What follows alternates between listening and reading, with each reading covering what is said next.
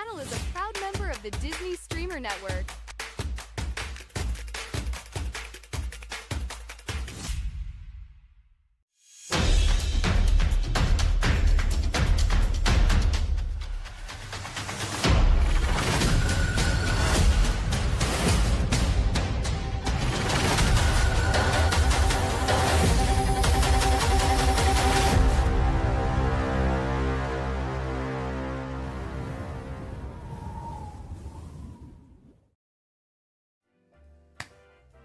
Well, folks, hi. Sometimes things just happen and you just got to deal with them. So, welcome, everybody. Tonight should be a good night now that we've got started. I don't know what I'm more excited for. Even some of the little announcements like the Believe. I think we're going to hear about the Believe. We're going to hear the Disney Believe, the new cruise ship that is launching next year. We're going to hear about probably 2 or 3 more ships that are on the horizon, no pun intended. After that, you have several big projects that are already going on that we don't even know the names of these attractions. You have Tropical Americas. The Encanto building is like there, like La Casita is there. She might not have lights on, but she's there. So I think we're going to see a lot of details about that. Now, if you've been watching some of the streamers that are on the show floor, so like Very Place 28, he was on the show floor, Park Pass TV. They're actually at the event right now. But earlier today, they were at the show floor showing some of the exhibitions, and you get a good feel for what to expect with some of these rides. I'll give you a good example. We were talking about this in the DSN Discord earlier. The new Avatar boat ride at Disneyland holds more people in a boat than Pirates does. And Pirates is the people eater, right? I think it's something like, I see Nick in here. He can probably tell me the exact number, or someone else in chat. I think Pirates hold like 3,000 people an hour. The Navi River Journey in Animal Kingdom couldn't get anywhere near that because you maybe fit 6 people in a boat. So maybe 8 people if you really squeeze in tight. So this ride over there, that boat holds like 30 people. So that's going to be interesting to see. Villains Land, we're going to get some stuff on Villains Land. There's a tree that they showed. I think it's called the Dark Forest. And my mind immediately goes to, oh, that's how we get from like Haunted Mansion back to Villains Land, is we have to walk through the Dark Forest. Are those trees going to be interactive? There's going to be all sorts of stuff. So I am hoping that we get a lot of those announcements. The music that you hear... yes, okay. I just wanted to see if you were hearing it. So the music that you hear is actually the D23 feed. So I've got that up right now. I was checking on Park Pass TV. They're at the pre-show of the event tonight. Kristen and Adam having a good time. They're playing a lot of Disney Parks music, obviously. So it should be a lot of fun. I am having a little FOMO because I did have a very quick thought of going there for D23, but then I had a lot of other travel come up. I've got 2 more trips planned at the end of the month, or next weekend, and then the following weekend. And then, of course, we started out the month with our Disney cruise. So got a lot of stuff happening, wasn't able to go, but I'm here with all of you, so this will be wonderful. So thank you all for being here. I see a lot of my friends in chat. I'm going to run back here real quickly. I did give away 5 memberships today. these are random. So FTB, Fade to Black, Bull Timothy, Magical Jennifer L, Brett Knudsen, and Auntie Mara all received Park Bros membership. So enjoy those emojis and the perks that come along with it.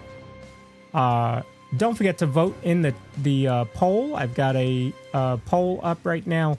Will there be a surprise announcement? Will it be about Magic, Epcot, Disneyland, or no surprise announcement? So make sure to vote in that poll.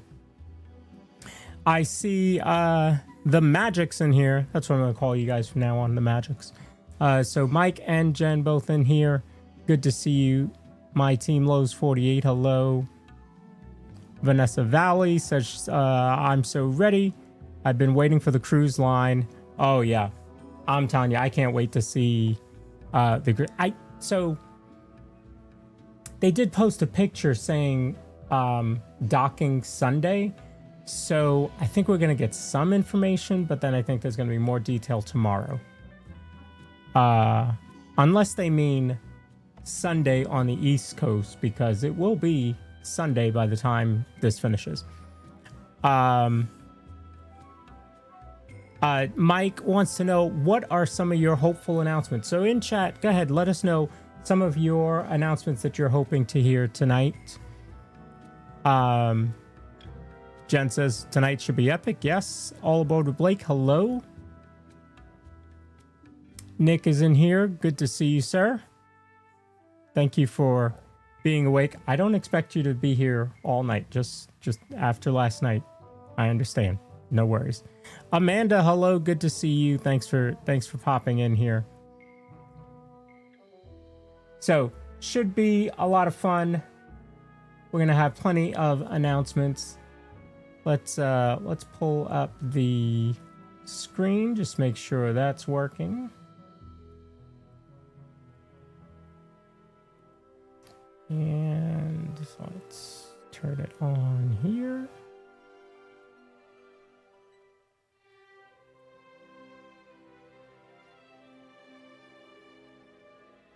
Okay.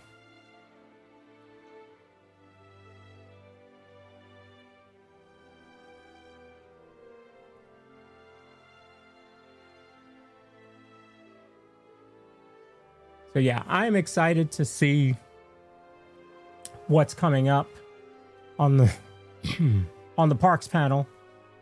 But let's check everything that was announced yesterday, because there were plenty of announcements yesterday. One that I don't think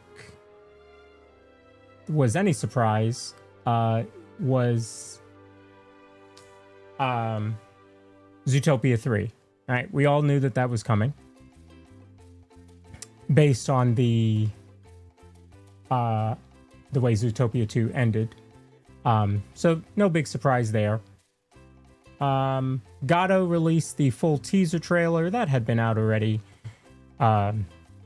Information about Gato, so that's coming out. Coco 2, Ghost Market, and Incredibles 3 were all talked about. Incredibles 3 is going to focus more on the kids. Gato is about cats. Ghost Market is the first ghost movie for Pixar, so we'll see how that works out.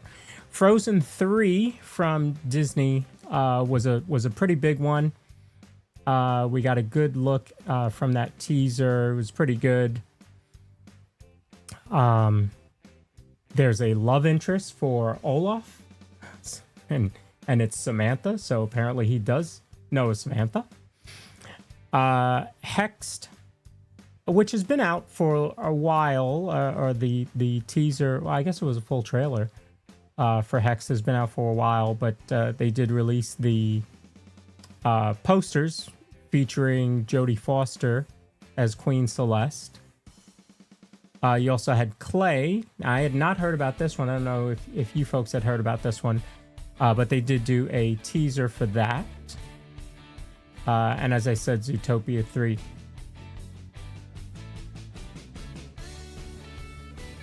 Over in Marvel, they talked about Vision Quest and X-Men. We got the cast for X-Men.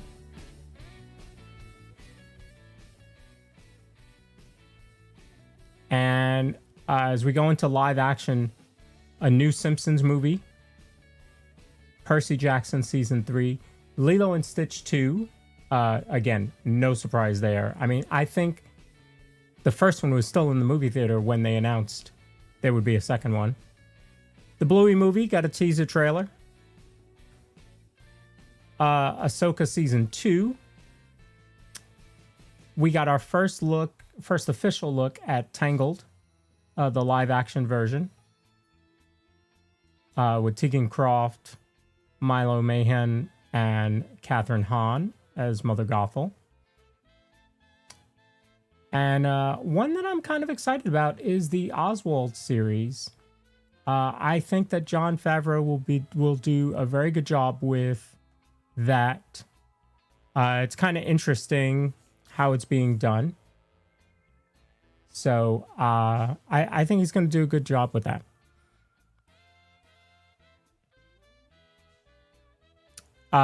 Yes, so I am sporting a Catherine original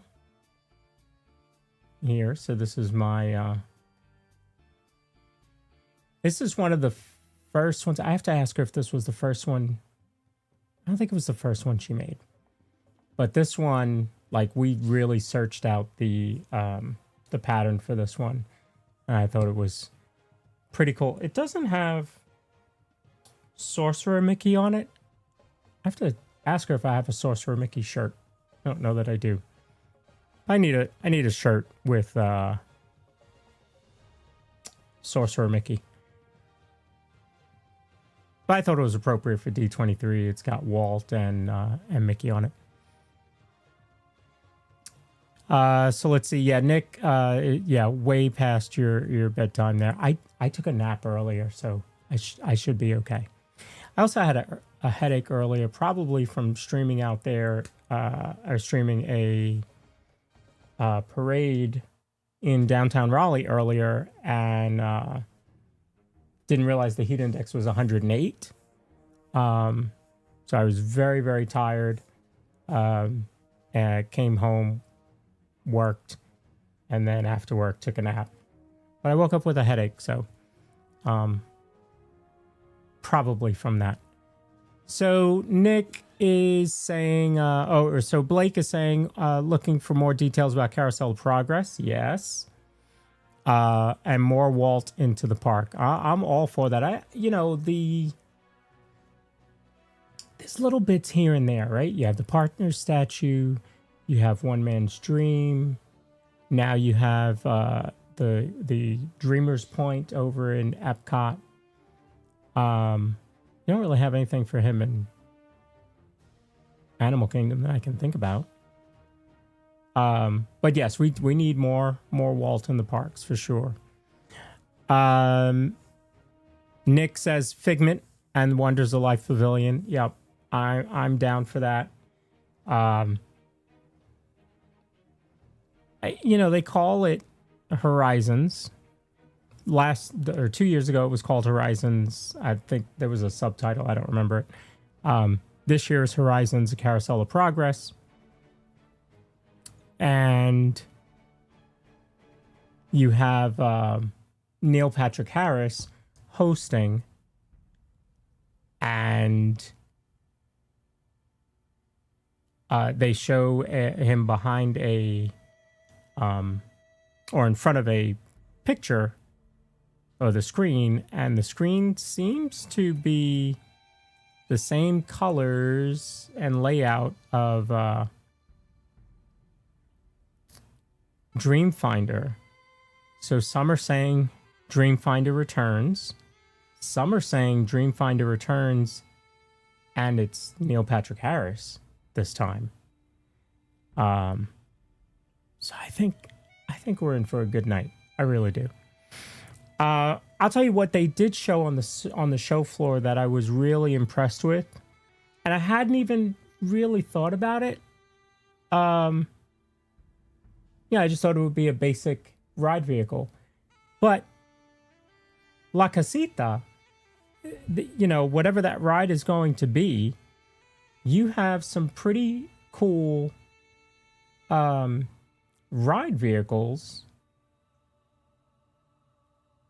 I was really impressed with what that looked like.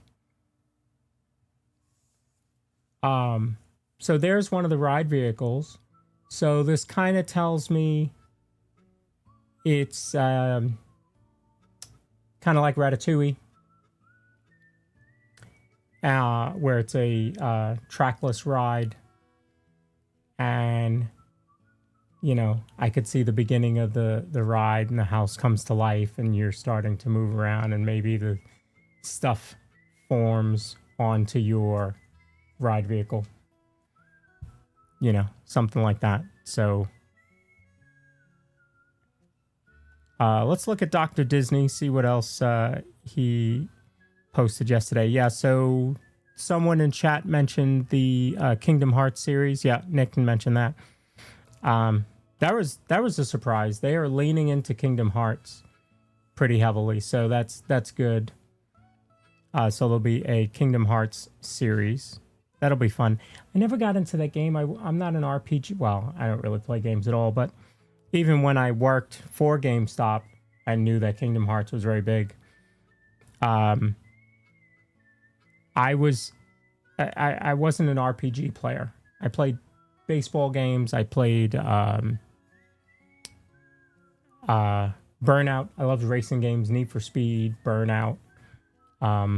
Obviously things like Mario and stuff like that, but never got into RPGs. So that only excited me because it was Disney, but not because it was an RPG. Oh yeah, here's folks dressed up. So there's a lot of cosplay going on. So they dressed up as the Boulder and Indiana Jones. Speaking of Indiana Jones, here is the front of the temple that Disney showed. And they are hard at work at that. Everything over in Tropical Americas is coming along really well. These are some of the rides at the carousel that's going to be in Tropical Americas.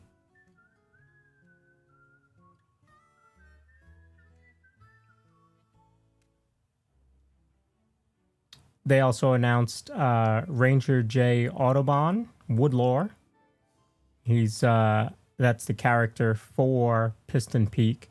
That one I think we're going to hear probably the most about because that one's closest. I'm sorry. Tropical Americas is closest. I just think that there's a lot of people excited about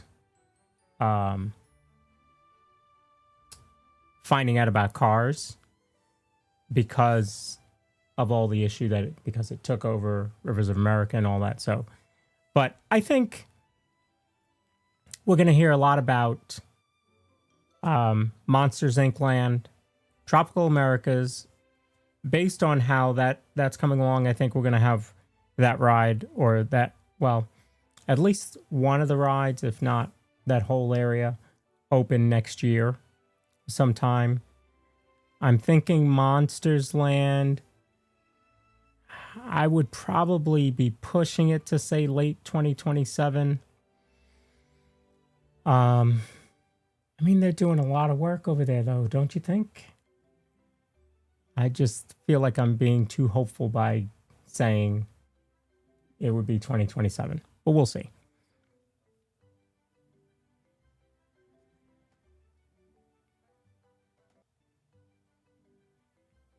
Nope, they haven't started yet, so that's okay. I'm going to peek in on... let's find... where is she? Where are they? And the network is busy tonight, folks. You're looking at 11 of us that are live right now, and you still have 2 more coming up.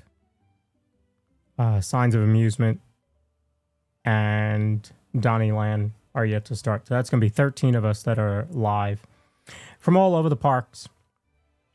And obviously, a lot of us doing shows like this covering D23.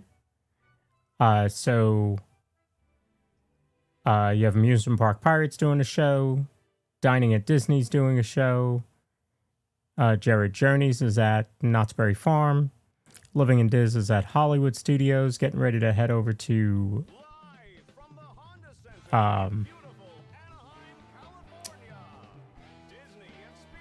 Fantasmic, Main Street Voyagers at Magic, We Are Live here, Resort TV One's at Magic, so is Scuda.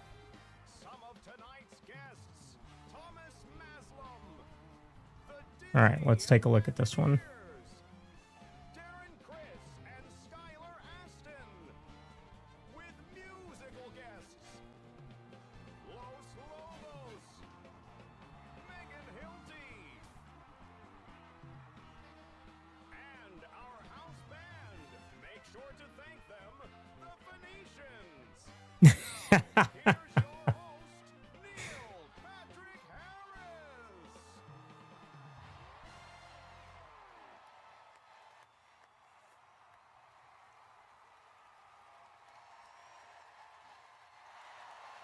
So it's being done as if it was a late night show. Hello, D23, welcome. We're here. We're actually in the building. We made it past Pintastic Tuesday. We survived multiple Lorcana drops.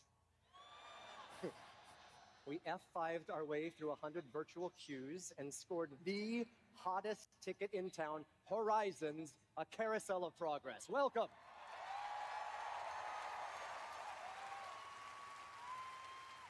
You are officially the smartest, coolest, and now brokest Disney fans in the world. But it's worth it. You all look amazing, especially those watching on Disney Plus. Look at you. Cute fit. Tonight, I am Disney bounding as host extraordinaire Neil Patrick Harris. It's a pleasure. Oh, how about this band, the Phoenicians? Yes. It's a great name for a band. Y'all make it look so easy. Remember how easy it was to learn your ABCs? Thank the Phoenicians.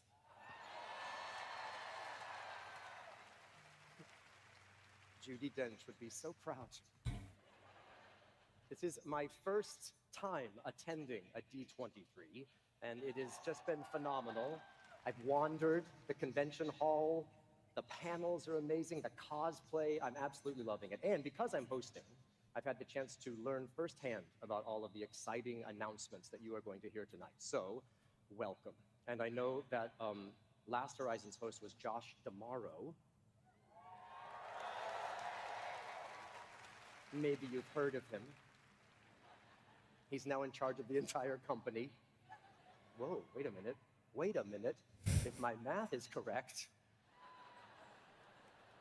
I am 24 months away from being CEO.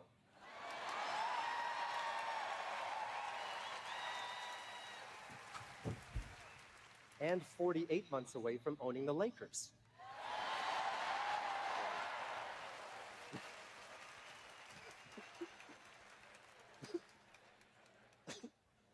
But truly hosting tonight is an honor, as I am a full-fledged, rope-dropping, churro-eating, turkey leg avoiding, hatbox ghost popcorn bucket collecting, brave little Taylor gold card pack ripping, candlelight narrating, bona fide Disney nerd.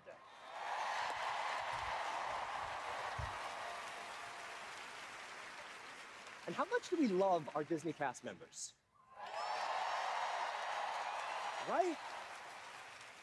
Are there cast members here tonight? Nice. Nice. Ah, to be a cast member. To wake up and put on that name tag and go make magic every single day. I love it. I bet everyone here has one special Disney role meant just for them.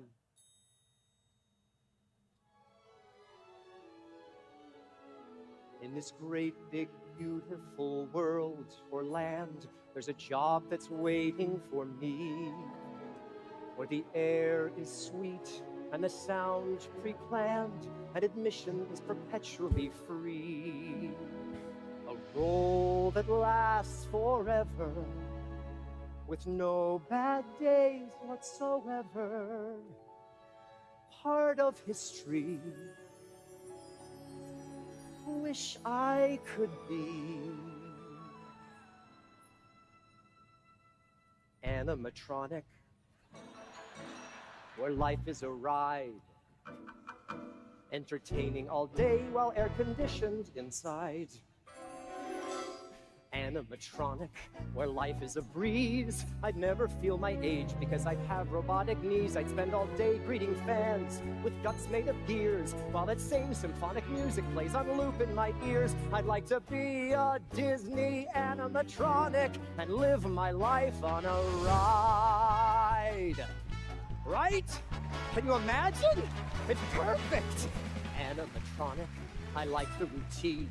Each day is the same, and every night I get cleaned. And since my job is iconic, and I'd never bore, just take it from an A1 model who's been here since 1964.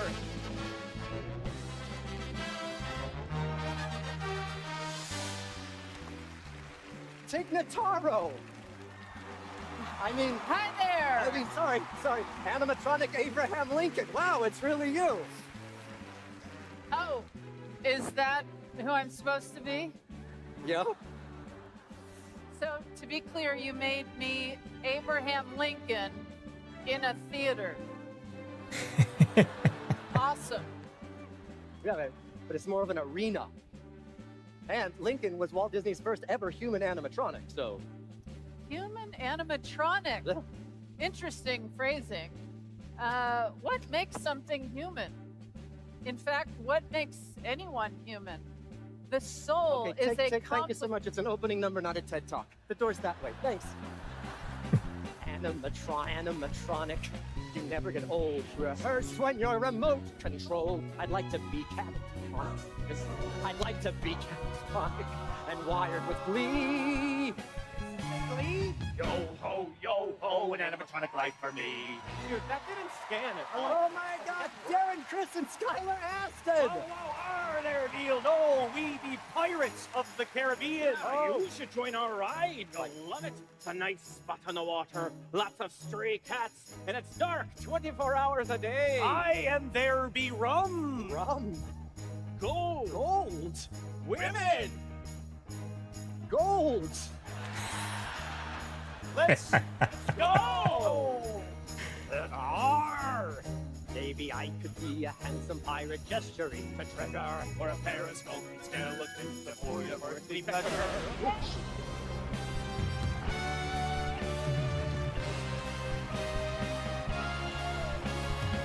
Laugh on a table, it's time to go on. Here's some sick bars from somewhere beyond. Megan Hilty. Who's Megan Hilty? I'm playing a cult classic, iconic female who lives forever. Oh, just like Death Becomes? Nothing like this becomes her. Serpents and spiders, tail of a rat. Call in the spirits wherever they're at. Goblins Frank, good to see you. Thanks for coming in. Those who are trapped. I'm not actually animatronic. I'm projection napped. So are we. In this whole hallway, I'll sing my Like tune. a hat box, don't you appear too soon. Yeah. Seriously, Disney World. Hatbox goes after Leota, not before. Oh. Donald Trump would never. I can bet there was a haunted host. Appear like Pepper's ghost. Happy haunts Somebody go tell Spaceship Ears they just... Neil Patrick Harris just agreed with him.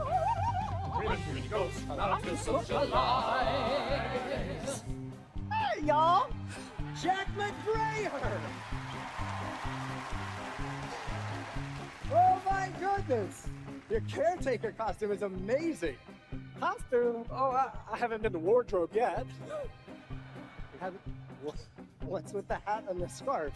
Well, arenas get chilly, and the hat just felt like jaunty fun. Yeah, but what about the lantern? Well, it's dark backstage, but you got a shovel, Jack. You have a lot of questions for someone who doesn't have a shovel. Okay. Whee! Hurry back! Good one. No, hurry back to the opening number. Right. Robots. I could dance on my servos and glide on my slide, or just chill in Everest because my mechanisms died. Oh. Neil, question. And again, love all of this. Same. But what am I supposed to be this time? That's pretty clear. You're the Yeti. Not sure anything about my part in this show has been what the word you used, clear. Yeah. Tig, you're the infamous Yeti from AK's Expedition Everest in the Himalayan kingdom of Anandapur. Does that help? No, not at all. Tell you what, I just won't move. Perfect. Nailed it. It's great to be a Disney animatronic and live my life on a ride. Isn't technology amazing? See how the facial expressions progress throughout the years. Walt himself trailblazing. I'd give my life to be crafted by those boss Imagineers. Sacre bleu! This must be an A1000 series. It's animatronic Paige O'Hara. Wow, that's incredible. No, I'm the real Paige O'Hara, I swear. There may be something there that wasn't there before. Wow. Wow. It's uncanny. That's just what Paige would say.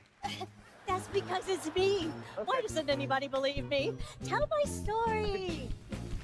I could DJ like Rex, or be a small child doll, or join in It's a Small World after all. That low kick is everything. All right, animatronic roll call. I'll keep moving, I'll keep ticking, and like Carlos won't be chicken, grab a knife and grab a fork with a crooner from New York, and like Skippy, I'll be stationed in suspended animation. Don't care if I'm last gen or advanced like Kylo Ren. I'll live like the Navi shaman unless B-mode is more common. Be a scientist who's foxy or a gangster full of moxie. I'll impress when I'm plugged, asking tourists for warm hugs. Do you want to build a snowman? Oh, yeah, right. And at last, I'll last forever, 'cause forever's what it's worth. To live each day the exact same way in the happiest place on earth. When you are animatronic, your life is divine. Don't need to feel the pain, no day goes just the line. 'Cause when you're animatronic, the magic's inside. So let's get electronic and stereophonic. No need to eat or drink, so I can skip my colonic. All I want in life is to be animatronic, animatronic, animatronic, animatronic, animatronic. Ladies and gentlemen, we're experiencing a temporary delay. Oh, Please remain seated with your seatbelt securely fastened. The opening number will resume shortly. All fixed. Animatronic, live my life. There's a great, big, beautiful tomorrow, shining at the end of every day. Life in a Disney theme park. Well, looks like the Robins are getting ready for D23.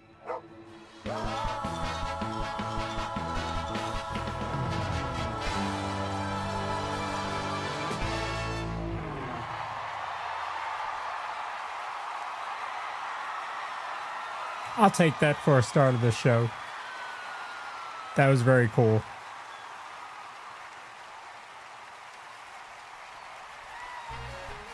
Thank you so much. One more time for the animatronic dancers. Give it up for them. Hey, what do you say, Grandma? That's 2 out of 3? Yeah. Nice. We don't have to. Garner. Thanks so much. Anyone for pizza? Okay. Well done. Way to start. Does anybody remember how last year started? I don't remember. I mean, not last year, but 2 years ago. So not only do I get to be your host tonight, I have the honor of being one of the first people to officially introduce our next guest. And while he deserved his own opening number, very little rhymes with Maslam. So please welcome the chairman of Disney Experiences, Thomas Maslam.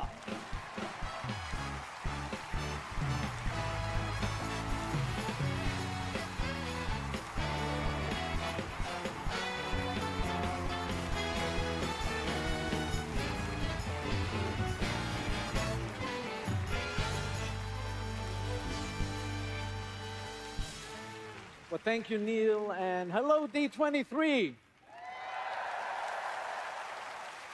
What an incredible way to start the show. But first, I want to thank you for being here tonight and for all the love and passion you bring to our Disney experiences around the world. And I speak for everyone on my entire team when I say, we want to make every moment you spend with us magic. Because we put you, all of you, at the center of every decision we make and everything we do. And we're doing a lot. Think about it. Since the last D23 2 years ago, we launched 3 new cruise ships. We opened the beautiful new world of Frozen at Disney Adventure World in Paris. We celebrated the 70th anniversary of Disneyland. And the 20th anniversary of Hong Kong Disneyland. Earlier this summer was the 10th anniversary of Shanghai Disney Resort. And next year, we're hitting the 25th anniversary of Tokyo Disney Sea. Patriotism, welcome in. And we're dancing and having fun with Bluey now, right here at Disneyland. We're flying the Millennium Falcon with Mando and Grogu. We're rocking and rolling with the Muppets, and so much more. But right now, I really want to thank all our 185,000 Disney cast members for bringing these experiences to life. Especially, if you don't mind, especially those here in California who have been such great hosts this weekend. Can we give our cast a round of applause?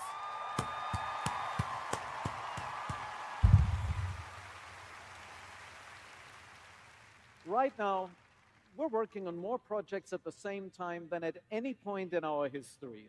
New attractions, new lands, new shows, new ships, an entirely new theme park resort in Abu Dhabi, and all created in ways only Disney can. And that's because of our storytellers, the innovative minds at Walt Disney Imagineering. They have dreamed, they have designed, they have built Disney experiences across the globe. And everything we have to share with you tonight is a testament to their legacy. That's why I am so happy to welcome to the stage the President and Chief Creative Officer of Walt Disney Imagineering, Broz.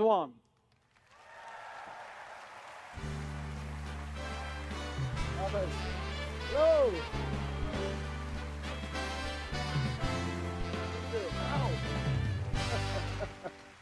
How about that opening number? Wow. Well, thank you, Thomas. You know, when Walt first dreamed of Disneyland, there was no blueprint for what he had in mind. So he turned to artists, designers, engineers, and storytellers, people who could imagine something that didn't exist yet, and then figure out how to build it. They became Imagineers. What began nearly 75 years ago with a small hand-picked team by Walt has grown into a creative community around the world. The disciplines have multiplied, the tools have changed, but the job really hasn't. Create places that make people feel something and remember it. And none of us does this alone. Every Imagineer inherits something from the people who came before us, an idea, a lesson, a standard, sometimes just a way of looking at a problem differently. And then it becomes our responsibility to carry that forward and hopefully leave something behind for the Imagineers who come next. Nearly 50 Imagineers have been named Disney Legends, and I'm incredibly honored that several of them are here with us tonight.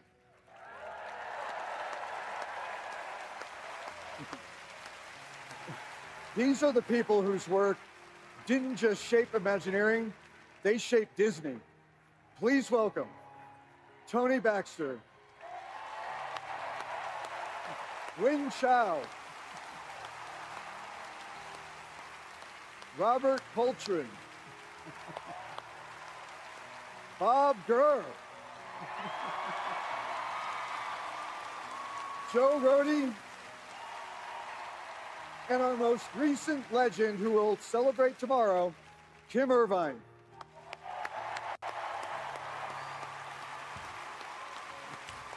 And many of them did Thank it you without for what you created blueprints. and what you taught us, and for giving the rest of us something to live up to. Thank you all.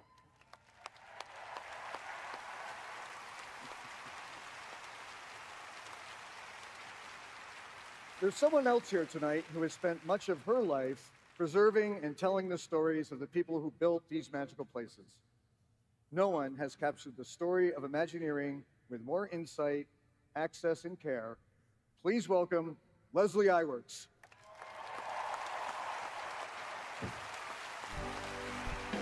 She has a great documentary on D23, or excuse me, on Disney Plus. Make sure to check that out.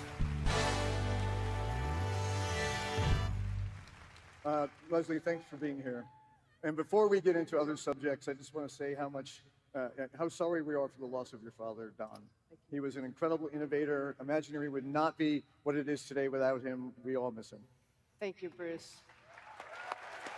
Thank you, everybody.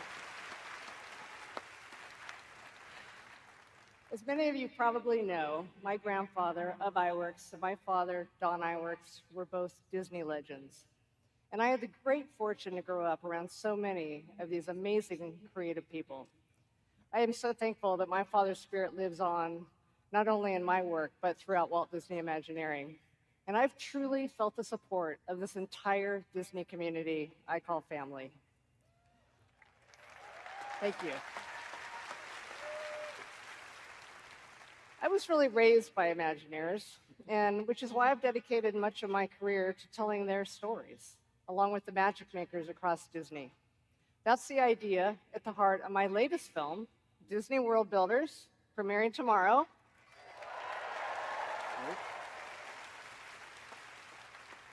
Along with one of my favorite projects, the Imagineering story.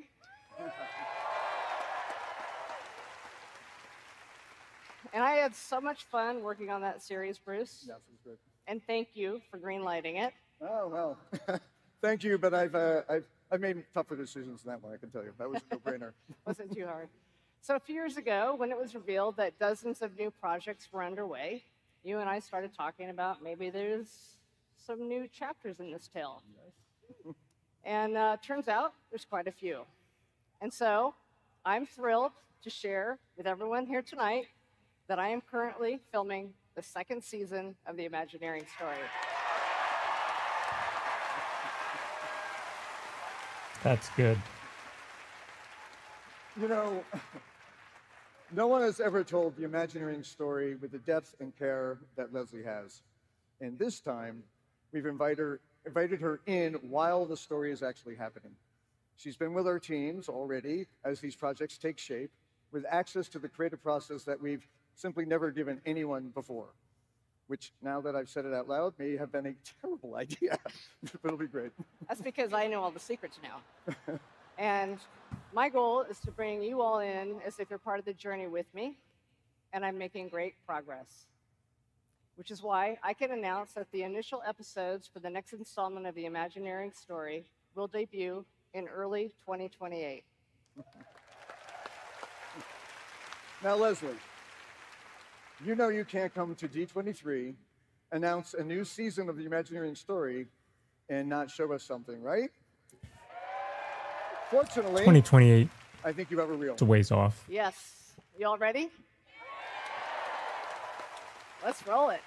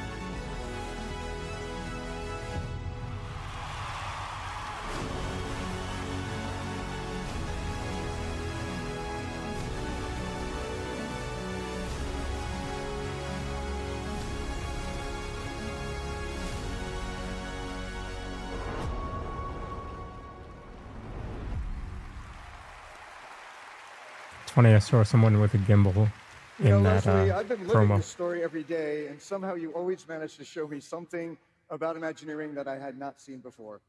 That's what makes your work so special. And I can't wait to see what story you tell us this time. Thank you.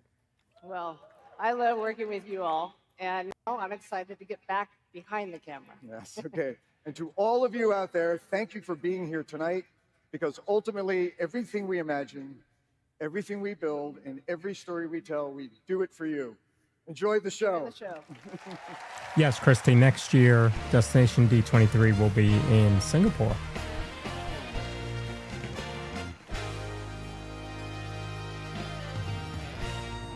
How about another round of applause for Bruce and all of our Disney legends? This is a time of tremendous momentum at Disney Experiences. So tonight, we're turning this entire arena into our very own carousel of progress.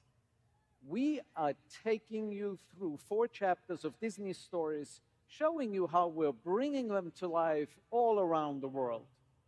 We're celebrating our legacy along with experiences filled with adventure, exploration, and possibility. We are imagining an even greater, an even bigger, an even more beautiful tomorrow. I say, let's start dreaming, shall we?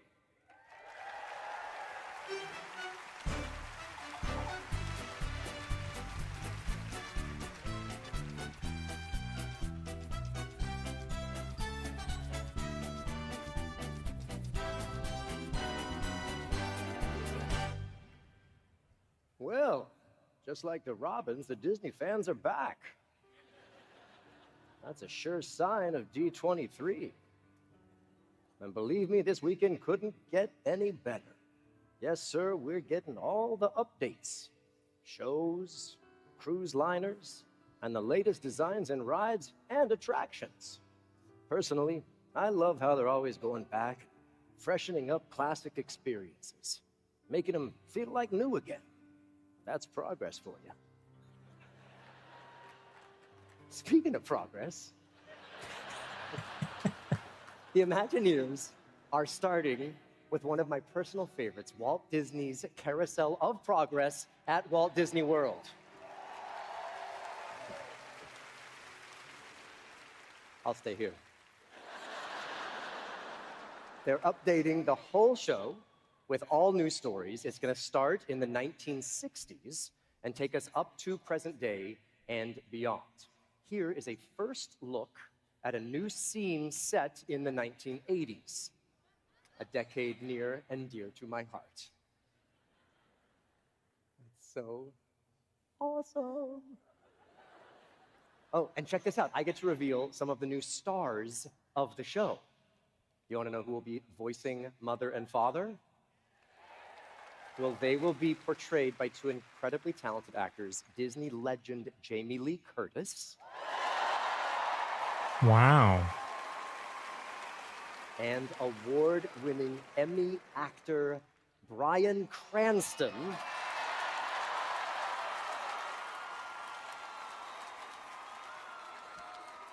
Perfect casting. I can also share this with you. The new take on this classic attraction will debut late spring 2027.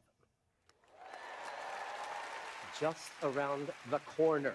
I know the Phoenicians are psyched. Band, you good? Can I get you anything? No? Mickey bar? Dole Whip? Award wiener? No, that's actually you know what, never mind.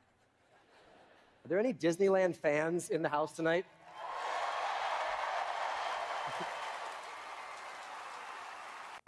I figured we are in Anaheim. There are so many things I love about a day at Disneyland, and the entertainment is a huge part of it, right? Especially the nighttime spectaculars and the parades. I have so many great memories under the stars with my kids, and I wish that I could go back in time and relive them over and over again. I'm sure you guys feel the same way. Well, we are about to get that chance because I am happy to announce that in February, the Remember Dreams Come True Nighttime Spectacular will return to Disneyland. refreshed just for you. That includes projections at the Rivers of America, over It's a Small World, and all the way down Main Street, USA. And that's not all. Also, in February, across the Esplanade at Disney California Adventure, they will begin showing an updated work on the OG World of Color.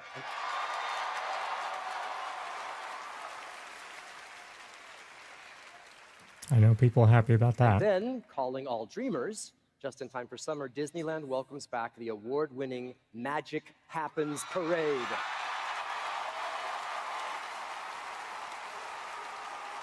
Nice. I, for one, cannot wait. Okay, let's turn our attention from the skies over Disneyland and go a bit further to outer space. Here to talk about Disneyland Paris and Tokyo Disneyland, please welcome our next guests, Imagineer Ali Rubenstein, along with former NASA engineer and YouTube sensation Mark Rober. Hey! Hey, Mark. How are you two, man? It is so nice to have you both here. Mark, you have a huge following among Disney fans, and I know you've been a fan yourself from way back, just like me. Yeah, so I grew up like 10 minutes from here. I used to sneak up on my roof with binoculars to watch the Disneyland fireworks. Nice. And so last year I had a chance to actually meet the Imagineers. It was sort of like a dream come true. Because you have like, with the Imagineers, this is the imagine part. And in their brain, they think of something that doesn't exist. And then the engineering is using that superpower to like will it into existence. Love. So like nowhere is this more true than with a lot of the tech and roller coasters that we sort of take for granted today. So tubular steel track, computer programmed operations, the world's first fully enclosed roller coasters, like all those started in the brain of an Imagineer. That's amazing. And tonight we're here to talk about two iconic attractions in Paris and Tokyo that happen to share the same name, Space Mountain. Yes. Who here loves riding Space Mountain? Yeah? Not my back. Okay, that's great, because I don't. Okay, that's not entirely true, but it's kind of funny that I'm the one out here talking about this, about Space Mountain, because my first visit to Disneyland 50 years ago, I got all the way to the load platform of Space Mountain, completely freaked out, and made my father take me out the chicken exit. Oh, nice. And she still hasn't been on Space Mountain. Okay, I have ridden it.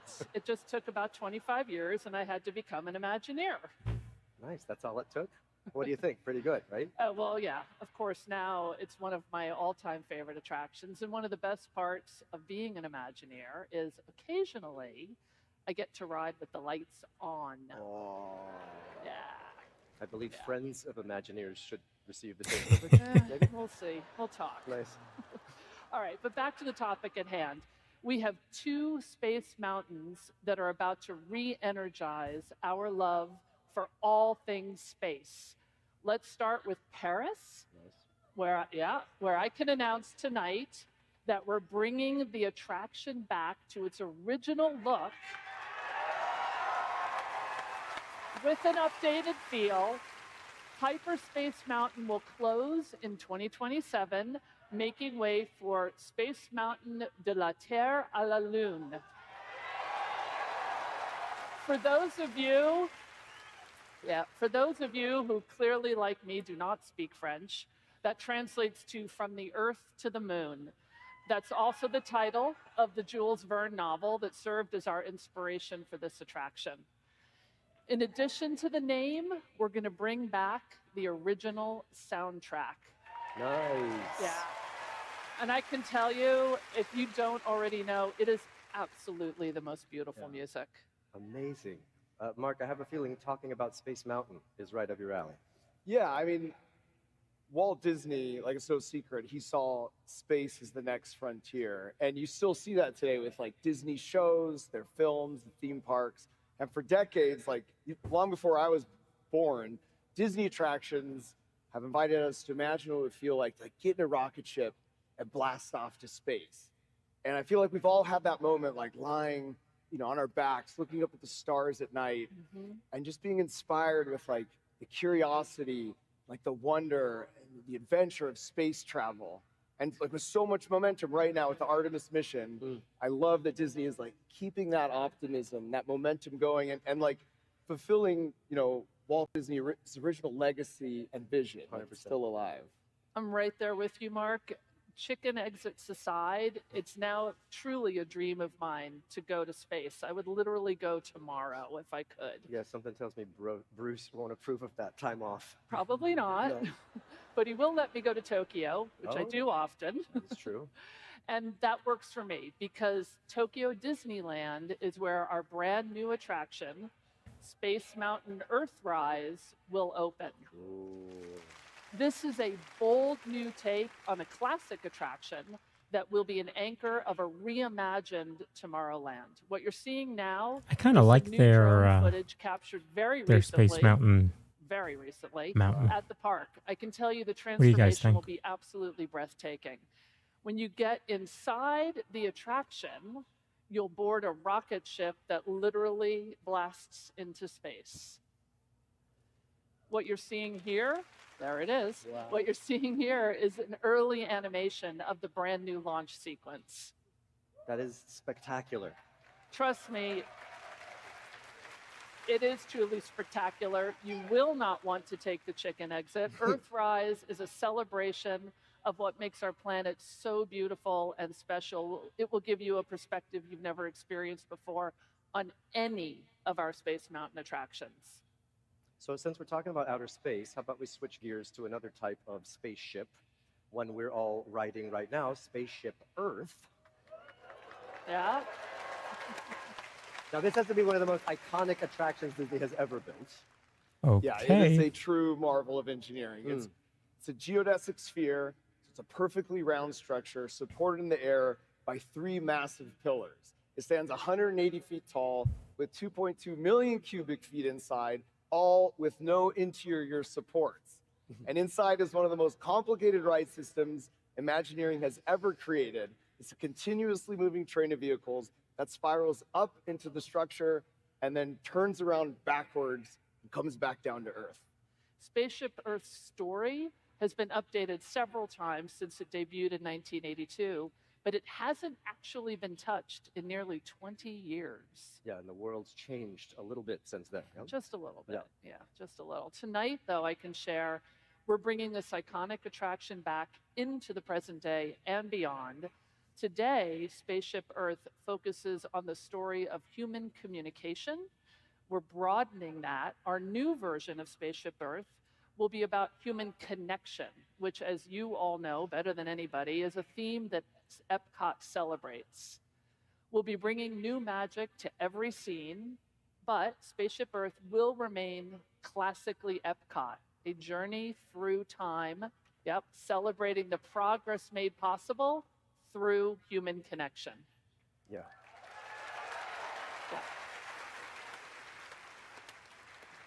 Love that you're respecting the old school version of it as well. Spaceship Earth is one of my favorites, and I am really looking forward to this for sure. Hey, thank you both for helping rekindle our dreams of traveling in spaceships in all shapes and sizes. Ali Rubenstein and Mark Rober, everybody! Thanks, everyone. Well, that's a big announcement there. Well done. Hey, Thomas. Hold on. Yeah. I have one more thing to tell everybody. Okay. We've been talking a lot about classic attractions and shows, and, well, I have one more piece of news that I just can't keep to myself any longer. Okay.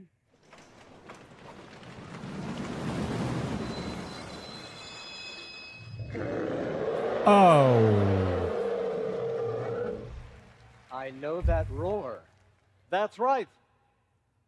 We're bringing the Yeti back to life inside. Wow, that's a big one.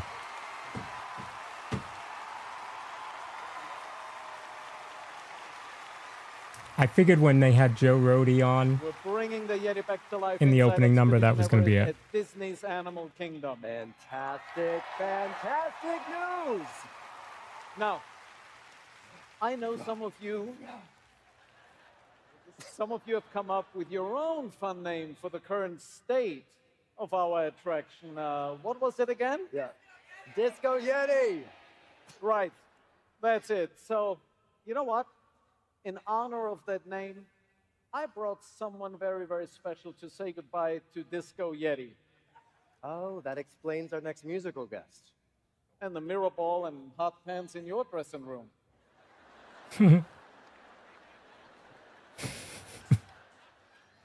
No, that's just part of my rider.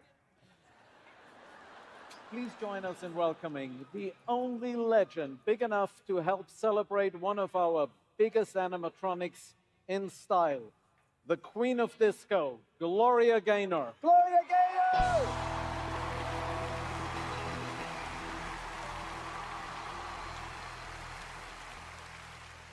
First I was afraid, I was petrified, kept thinking I could never live without you by my side. But then I spent so many nights thinking how you did me wrong. And I grew. He's 82 years old.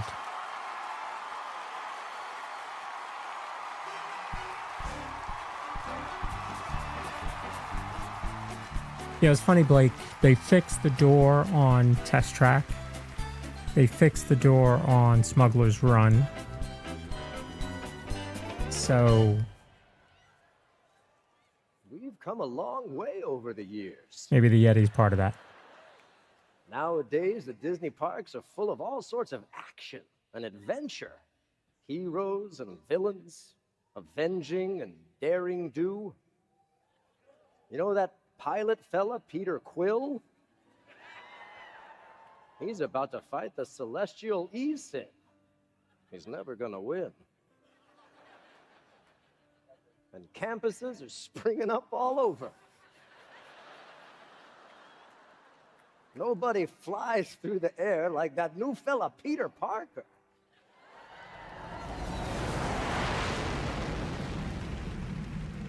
There goes that Tony Stark in his new suit. He sure loves that Mark 10. And thanks to the Avengers, we've got all this futuristic automation.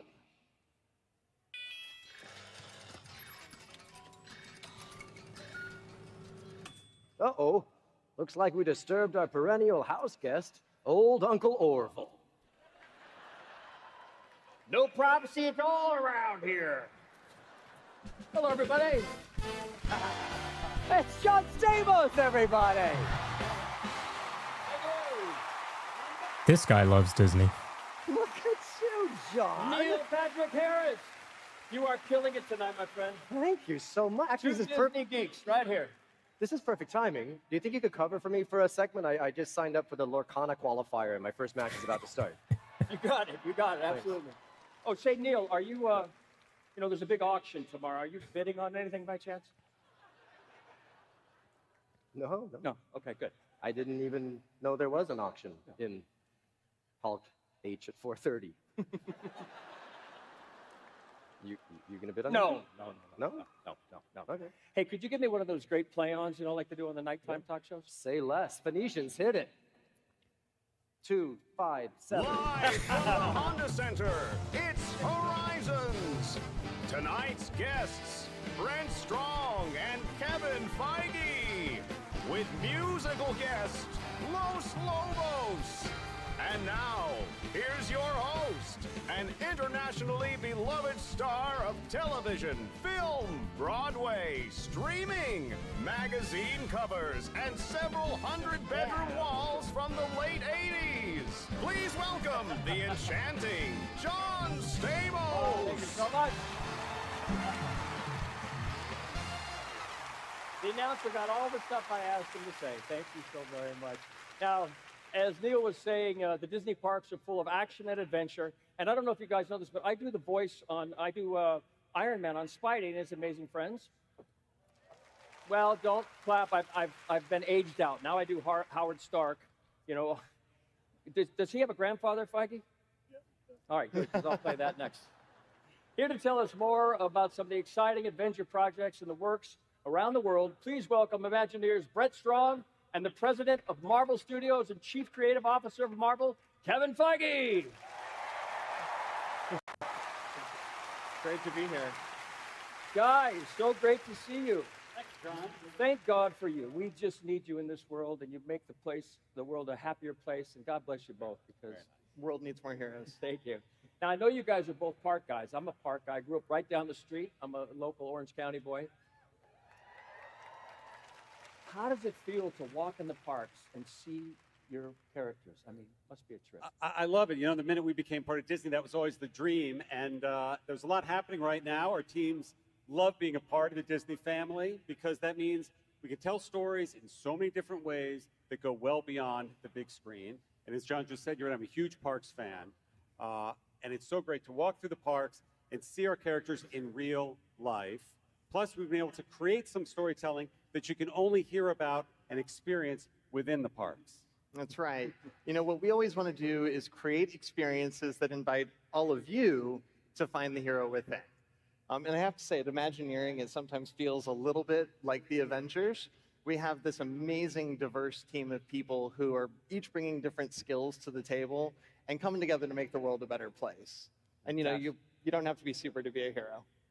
You don't have to be. I love that. Right? Well, all right, let's start with Hong Kong, where the new Avengers Pavilion will transform the skyline of Stark Expo in Tomorrowland. Brent, what can you tell us about that? Well, first of all, it's more than just a new attraction. This is actually part of a massive expansion coming to the Stark Expo in Hong Kong. This expansion includes a brand new Quinjet landing platform, which will be a great place to encounter all your favorite Avengers. And it's going to be a whole new part of the expo for you to explore and discover. That's cool. Kevin, what kind of stories can we expect? You know, the new pavilion in Hong Kong is home to the Avengers Research Testing Labs, and it's full of really smart people working on new tech to help the Avengers, and one of those really smart people is Peter Parker. Now, whenever you have powerful new tech, that's bound to draw the interest of some evil forces too, and that's where the adventure really takes off.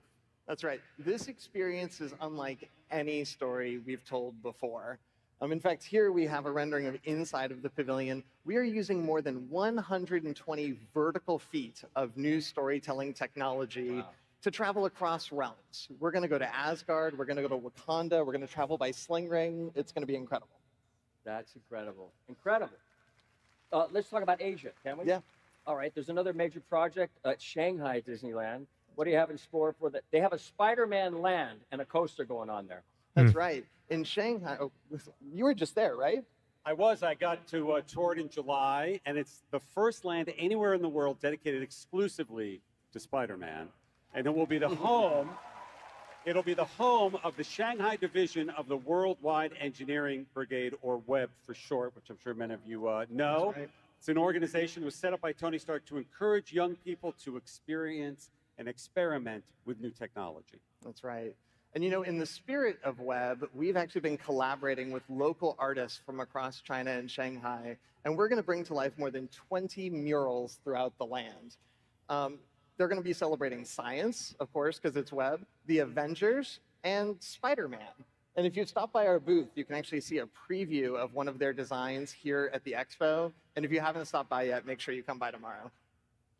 Now, of course, wherever we have Web, we also have Spider-Bots. And the Spider-Bots have been helpful in assembling all of their experiments in Shanghai, including this incredible roller coaster. In fact, we recently just put up the final I would love to get Marvel track. here. It's all installed now. And you know, as you can tell from this brand new concept art that we've never shared anywhere before, you know, nothing could possibly go wrong, right? Whenever you have Spider-Bots, things go perfectly fine. Yes, Spider-Bots. All right, so let's wrap up right here in California. You have an expansion of Avengers Campus right here at Disney's California Adventure. Yeah, absolutely. How's that going? It's going great. I'm sure you know by now the size of Avengers Campus is doubling with 2 new attractions. Wow. Yeah, and actually we're making great progress. In fact, the route between Avengers Campus and Cars Land will be opening very soon. Exactly. No more dead ends. No more dead ends. It's going to be wonderful. Where's it going? Behind the, what was there? Well, if you've seen the Quinjet that's there today, we're going to be blowing the doors open on that Avengers compound and letting you step inside with 2 brand new attractions. Oh, that's incredible. And there was a parking lot there? What was there? Yes, yeah, it was the last parking lot remaining backstage. We don't need any more parking lots. We need more things. We got shuttles. All right, well, Who's going to miss that parking lot? Anybody going to miss that parking lot? No. I think it was an executive parking lot. Yeah, probably some executives. Right, Somebody might Dana? miss it. All right, let's talk about the new attractions, the Avengers Infinity Defense. How's that coming along? You know, the really fun part about Avengers Infinity Defense is that we get to use every single trick in the Imagineering book, and we're inventing some new ones along the way to create this attraction. Here we actually have some behind-the-scenes footage. These are Imagineers around the world creating these massive physical sets that are going to bring these worlds to life. And these are actually going to blend seamlessly with huge media scenes, and when it all comes together, you're going to feel like you're hurtling through worlds alongside your favorite heroes. Can you give us some insight on the stories that we'll experience there, Kevin? I can, unless you want to. Is it okay? All right. You know, so here you're actually going to be welcomed as recruits to Avengers Infinity Defense. I mean, who hasn't wanted to go on a mission with the Avengers, right? So your journey is going to begin with a pre-mission briefing by none other than Ms. Marvel, played by the incredible Iman Vellani. It's great. And it's here where you are going to receive your mission, right? It's up to you to assemble the Avengers and stop King Thanos. And I'm very happy to share, for the first time, that some of our favorite on-screen heroes are reprising their roles for this attraction, including Jeremy Renner as Hawkeye, Anthony Mackie as Captain America, Chris Hemsworth as Thor, and Robert Downey Jr. as Iron Man. We've got a special clip that the team was able to capture while we were on set of Avengers Doomsday in London. Check this out. Welcome to Avengers Campus. We built this place to recruit, inspire, and train the next generation. You're a big part of that mission. Rolling, here we go. It's showtime, Jarvis. There you are. Let's go. Bring the fight to Thanos. They are not ready for Thanos. Thanos isn't ready for them. Open the portal to Cap. What took us so long? Patriotism, Oh, this guy. there's a contract agreement that Shuri, get him out. No teammate left behind. Disney can't have the Avengers Congratulations, everybody. If you're any closer, we all would have died. in theme parks Well done. east of the Mississippi.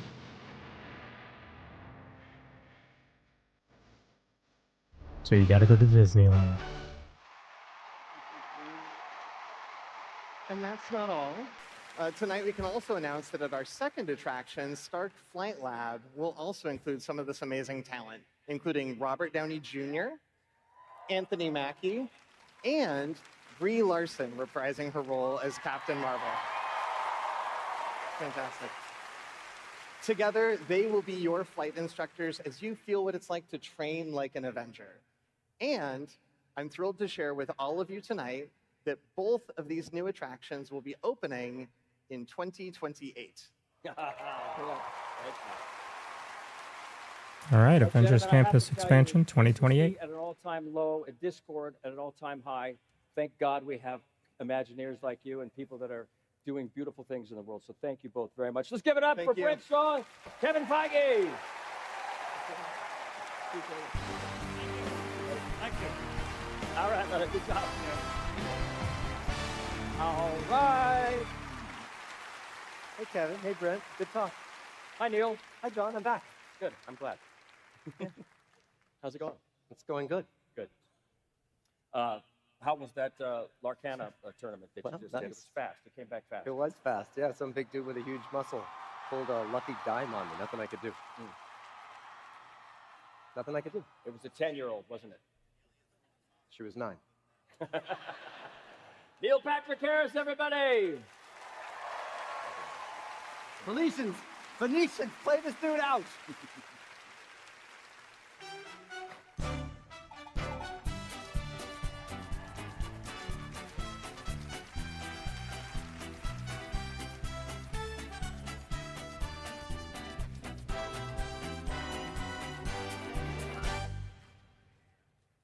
Well, it's another turn of the carousel here at the Horizons. And we're exploring in ways we never could have dreamed possible. Just took a cruise through the jungle, where I heard a new turn of phrase, the backside of water. Did you ever hear that one? And now we're driving into Radiator Springs. The highway is crowded with fellow racers doing the same thing. Disney parks let us explore these stories in all new ways. And as I always say, if you're gonna go exploring, make sure you're led by the best that's ever been. Hello, D23. Thanks for coming along on all of Indy's adventures. Soon it'll be time for his next ride, and I'm pleased to share that for the first time ever, I'm the actual model of the Indiana Jones animatronic. Fear of snakes included. I'm excited for you to see his next epic adventure, and I'm coming to Walt Disney World soon. Here to talk about the new Indiana Jones attraction coming to Disney's Animal Kingdom, please welcome Imagineers Michael Hungen and Chris Beatty. How are you, son? Hello. How are you? Good? Welcome, guys. Thank you so much for being here. Neil, we are so excited to be here with you and the greatest Disney fans in the world. It's great to see you guys. You know, I got to tell you a story. I attended the very first D23 in 2009 as a fan. I was sitting all the way in the back, and I was listening. That's right. And I was there, I was listening as they talked about plans to build New Fantasyland. Turns out the creative lead on that project was this guy, Chris Beatty. And so to be here today, partnering with Chris on the biggest slate of expansion projects in the history of Walt Disney World, it is quite a full circle moment, I gotta tell you. Yeah, thanks, Michael. That means a lot. I'm honored as well. Thank you. That's wonderful. See, kids' dreams really do come true. Let's talk Indiana Jones. Right off the bat, can you confirm what we just heard from the one and only Harrison Ford? It is true, all of it. For the first time in a Disney attraction anywhere in the world, Harrison Ford will be the face that you see when Indy appears in our new attraction coming to Disney's Animal Kingdom. Amazing. So here's a look at the digital model that we're using to build our animatronics. And as you can see, that is clearly Harrison's face, right? Yeah. Yes, it definitely is Harrison's face. You know, look, it's been amazing to work with Harrison Ford and have him involved in this project. And the team is they're just huge fans. But it's not the only announcement we have I like that tonight. all in white. Michael and I would also like to share the name of the attraction with all of you. Are you ready? Yep. So our attraction will be called Indiana Jones and the Myth of the Jade Serpent. Ooh, I love that. Looks great. So, you know, this attraction, it's going to blend the thrill and the excitement of a classic Disney Indy story with the rich cultural experience that you find throughout Disney's Animal Kingdom. A park that you know is dedicated to animals real and imagined, which is important here in a few minutes. You know, and in this case, we're going to explore an ancient Mayan temple with Indy, and we're going to learn all about Mayan culture and how it connects to nature. And right now, as we sit here tonight, our teams are actively building the temple entrance. Here's a first look at the facade. It's incredibly detailed and just equally authentic in every way.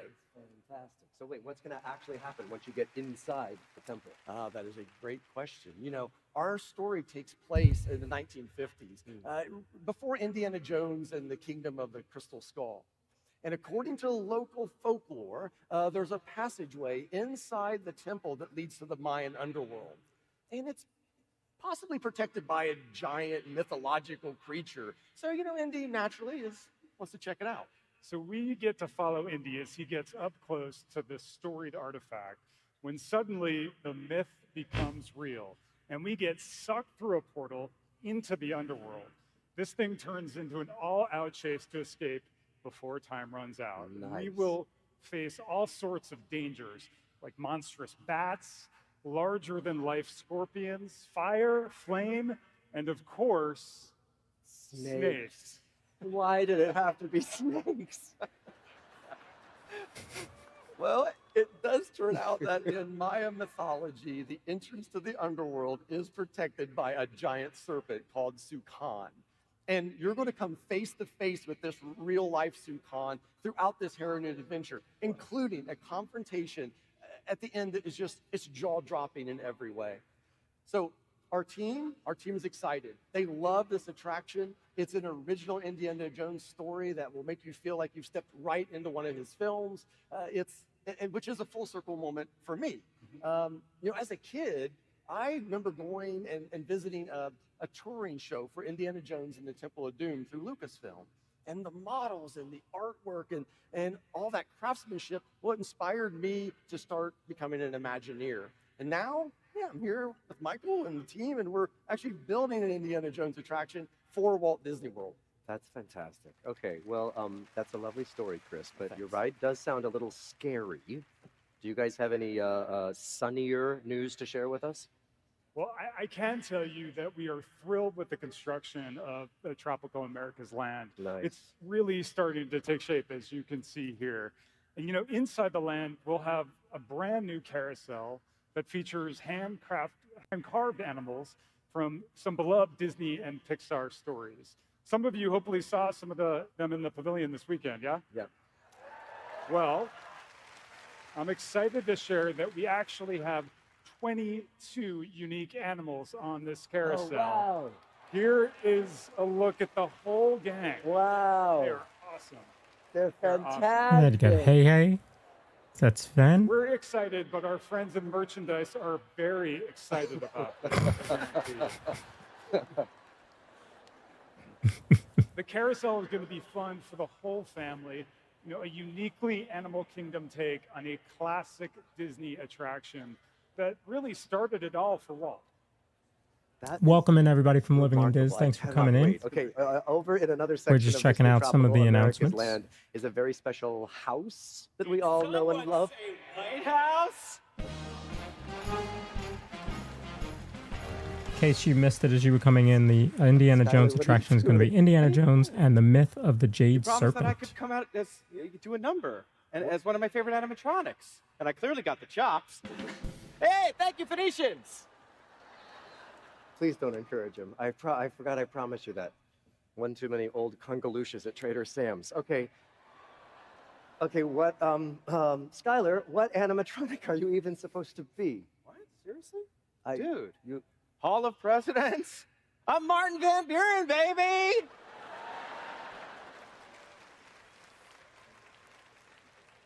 You're joking.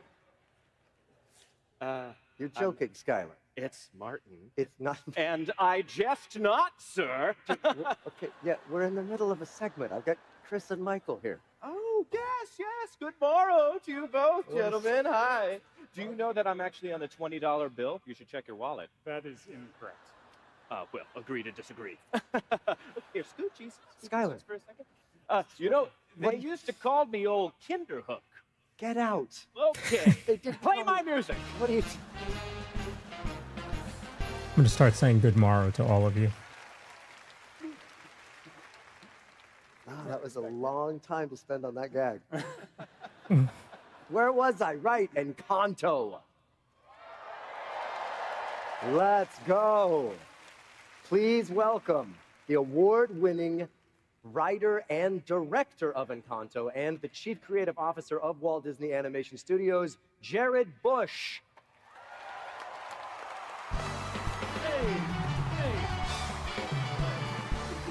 Sir. Hey.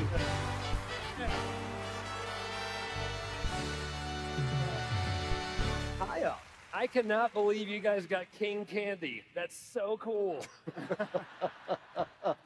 Yes, the one and only. So, Jared, welcome back to the Honda Center for night 2 of D23. Heard you had a great time last night. Who was here last night? Anybody? Yeah, I had the best time. We had a sneak peek of all of our upcoming films. Hexed, that's out this year. A little movie called Frozen 3. Nice. Yes. A lot of movie Our new movie, announcements. Clay, and of course, near and dear to my heart, Zootopia 3. Yeah. And I got to share them all with the best fans in the world. So thank you guys so much. So, what's it like working with the Imagineers to turn those films into theme park experiences? I mean, honestly, it's like a dream beyond a dream to be able to step into a world that you helped imagine with characters that you helped create. It's emotional and wildly exciting, and I think it's part of Walt's hope for Disneyland, bringing films off the screen and into the real world. And this new Encanto ride is part of that legacy. Just picture the most quintessential classic Disney attraction, and this is it. Nice. And it is my great pleasure to reveal the name, which is Antonio's Fiesta de Encanto. Love it. Yeah. And the cherry on top is that all of the original actors of La Familia Madrigal are back. Yes. And we had the best time returning to life in Casita. And I believe we have a clip of them in the booth. Should we show it? You want to see it? Let's see it. I think that's a big key to making this ride. Okay. Whoa. Please, don't clap. Hey, Casita! These guests need you to take them to the party. Oh, party! I'll see you at the party. I am in the studio at Walt Disney Imagineering recording for Antonio's Fiesta de Encanto, coming soon to Disney's Animal Kingdom. If you're late, blame it on Mirabel. I think it's so cool that there is an actual physical place where people can experience the story. But today is not about me. That was weird, but moving on. Does anybody know whose donkey this is in the bathroom? On it! It's sort of a perfect film to take all of these colors and excitement out of and allow audiences to immerse themselves within it. A lot of butterflies in here. Oh, aren't they beautiful? On behalf of the family Madrigal, we hope you had a great time. Adios, familia. Bye. Nice. Yeah. Exciting. Let's talk about the attraction itself. Jared, what's the story with this one? Okay, so first you are literally in Casita, which is a living house. And this day is Antonio's gift day, which is a very special moment in the life of the Madrigals. It's the day that they are given their special magical talent. And Antonio's gift is communicating with animals, which is perfect for Animal Kingdom. I've seen somebody there trying to talk to the monkeys, so you know who I'm talking about right now. But we are invited into Casita to celebrate Antonio with all of his family and now his extended animal family. And one of my favorite parts was working with the Imagineers to explore the house, to ride through Casita, hearing the music of Encanto, seeing the family using their gifts, getting to celebrate with Antonio in his room. You guys nailed it. Absolutely. Thanks, Jared. The ride vehicles look amazing. I'm most excited about is the ride vehicle. So, what's great about this attraction is Casita has assembled all these different pieces of furniture, sofas and chairs and even a piano, and combined them to take us through the house. And it's going to feel alive. It's going to react like a character to itself as we go from room to room and really express everything that's happening around you. And here is a first look at a new piece of concept art that will really give you a sense of what it's like to journey through Casita. Here you can see how Casita is using this amazing vehicle. We're going to find our way upstairs into Antonio's room, which has transformed into this incredible rainforest. And it's going to be filled with animals of all shapes and sizes. The scale of Antonio's room is incredible, and there are more than 50 animals throughout the entire attraction. Awesome. Here's a first look at some of them in action. I don't know what he's doing to the capybara, but that's okay. They're so cute. It's cute. All right. So look, we partnered with our Parks Animal Sciences team to make sure that all of these figures are accurate to Columbia. And we're excited to share another piece of news, Michael, that there's no height requirement for this attraction. So it's going to be a great experience for the entire family. Wow. Yeah, that's perfect. That makes sense. That's really exciting, like an old school classic ride for the whole family. It sounds awesome. I can't help but notice you didn't talk about Bruno.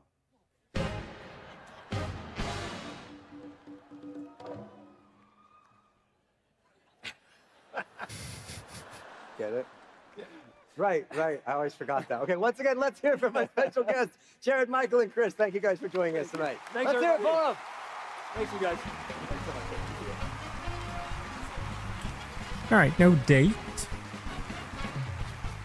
All right, now it is time to travel from an enchanted family in Colombia to a magical family in Mexico. And to celebrate, So that tells me they are here to perform La Llorona Too early. from Coco. Give it up for our next musical guests, iconic Grammy-winning artist, Los Lobos.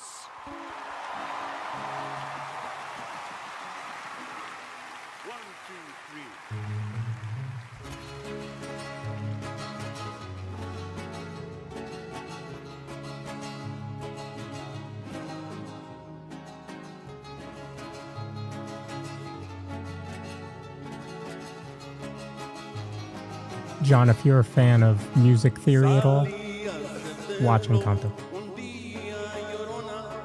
Cuando al pasar yo te vi, salías del templo un día, llorona. Cuando al pasar yo te vi, tan lindo y vil llevabas, llorona, que la Virgen te creí. Tan lindo y vil llevabas, llorona, que la Virgen te creí. Ay de mi llorona, llorona de azul celeste. Ay de mi llorona, llorona de azul celeste. Y aunque la vida me cueste, llorona, no dejaré de quererte. Y aunque la vida me cueste, llorona, no dejaré de quererte. Ay de mi llorona, llorona de azul celeste. Ay de mi llorona, llorona, llorona de azul celeste.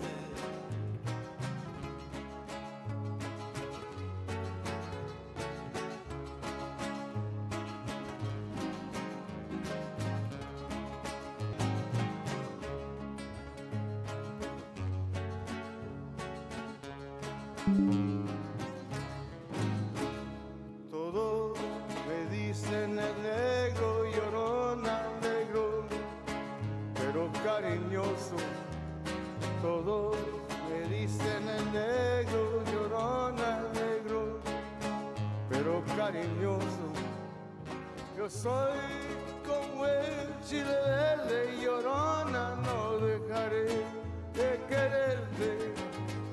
Yo soy como el chile verde, llorona, picante, pero sabroso. Ay de mi llorona, llorona de azul celeste. Ay de mi llorona, llorona, llorona de azul celeste.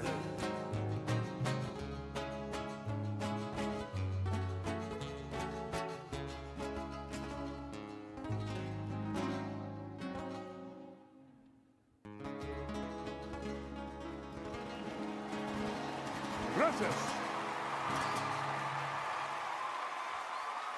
Los Lobos, everybody!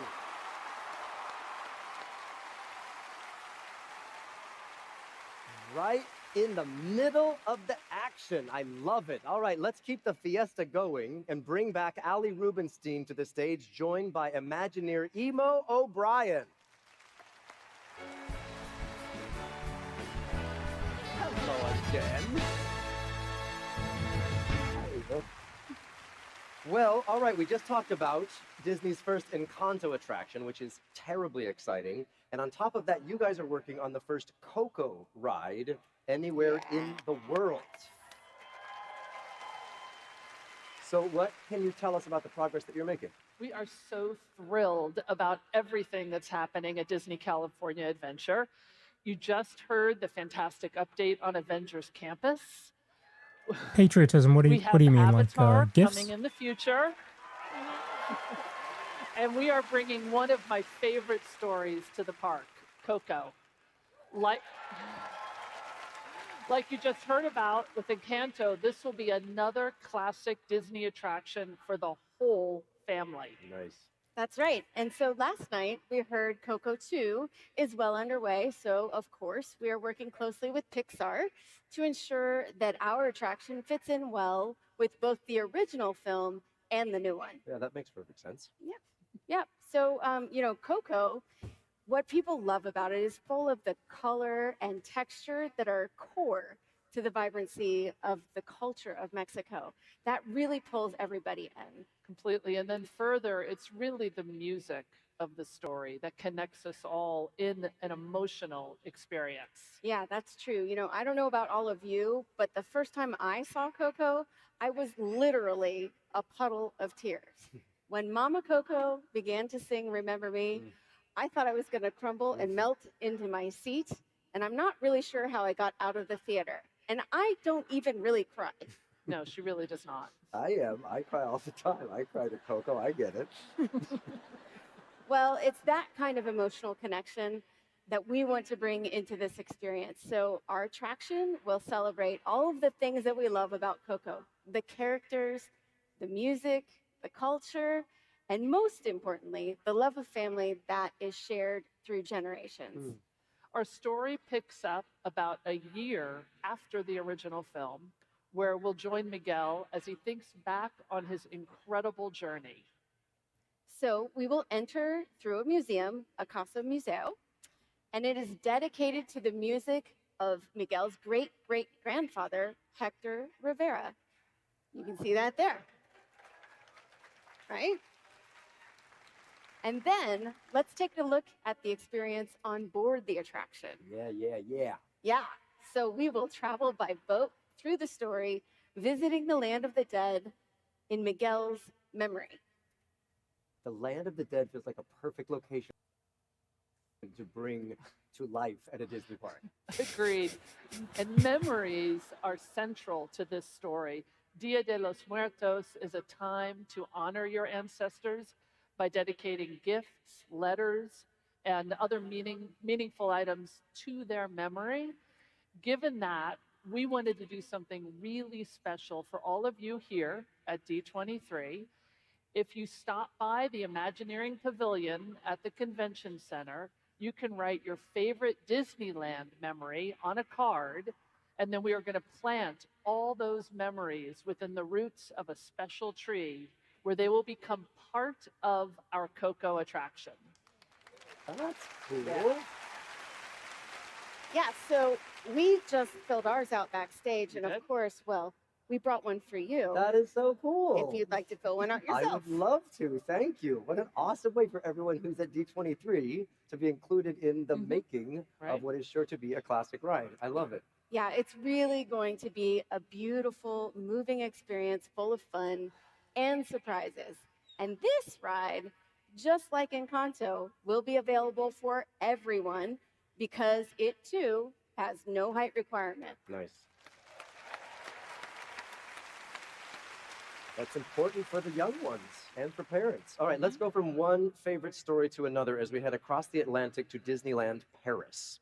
It feels like everything that we have been talking about is a first in some way, because you're also working on the very first Lion King ride anywhere in the world, yeah? How's that going? Well, our very first Lion King attraction is going to be such a great fit for Paris. You know, I was just there a few weeks ago, and I had a chance to watch our Rhythm of the Pride Lands show, which is based on the Lion King. And great. everyone there, it was like absolutely packed, kind of like this. And everyone was completely into the music and the characters. I really just can't imagine how excited the guests will be to have the chance to experience the very first Lion King attraction anywhere in the world. Of course, I'll probably just be crying the whole time because it's also a music thing. Maybe I am a crier. The new ride is based on the classic animated film, right? Yes, absolutely. Nice. We will be inviting all of you into the Pride Lands at Disney Adventure World. This new attraction is a retelling of Simba's journey from cub to king, the happy times and the not so happy times. And that includes Simba's final confrontation with Scar. This is a brand new take on that scene, which we're showing here for the very first time. That looks amazing. The Lion King is one of my favorite all-time favorites too. I'm really looking forward to this one. That's going to be fantastic. A flume ride in Paris. The best. Ali, Emo, thank you both so much for being here. We really appreciate you sharing all this great info with us. Thank you. For now, I'll bid you adieu.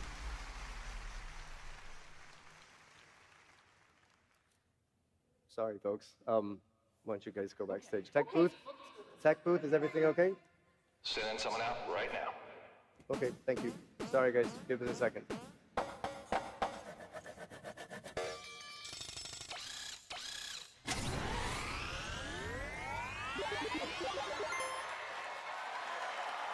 Oh, better. Jack, you fixed it. Oh, wait a minute. I get it. Fix It Felix. Amazing. The actual Fix It Felix is in the house. No. I still haven't found wardrobe, but the lights went out and I thought I could help. Then why are you dressed like Fix It Felix? I'm not. But, I mean, now that you mention it, I suppose this does read a little Felix. I can literally read a little Felix on your shirt. Well, it's upside down to me, Neil. Okay, whatever. Since you're here and for some reason holding a tiny golden hammer, sit down. Is there anything that you've been told about the new Wreck-It Ralph ride coming to Tokyo Disney? Well, oh, what I can tell you is this. The ride is called Sugar Rush Sweet Rescue, and I've heard there is a top secret logo. Yeah, it's right behind us. Well, I'll be a spoiler alert.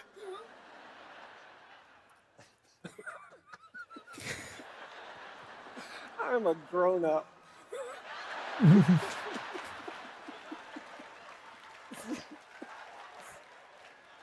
So, Jack, what else have you heard? A lot. But you have to promise, Neil, this stays between you, me, and my 14,000 new friends. And everyone watching on Disney+. Yes, them too. All right, this ride is going to transport you into the world of Wreck-It Ralph, where you have to help Ralph and Vanellope by restoring the sugar bugs to their original forms. Oh, what's a sugar bug? Something that needs to be restored to its original form. Keep up, Neil. My bad. However, be on the lookout for that mean old King Candy. Well, Jack, I know I can't wait to jump into Sugar Rush when it opens next spring. I'm excited too. Now, is wardrobe this way? Nope. No? Okay, well, great. Jack J-Dub, let's go. everybody. Tokyo.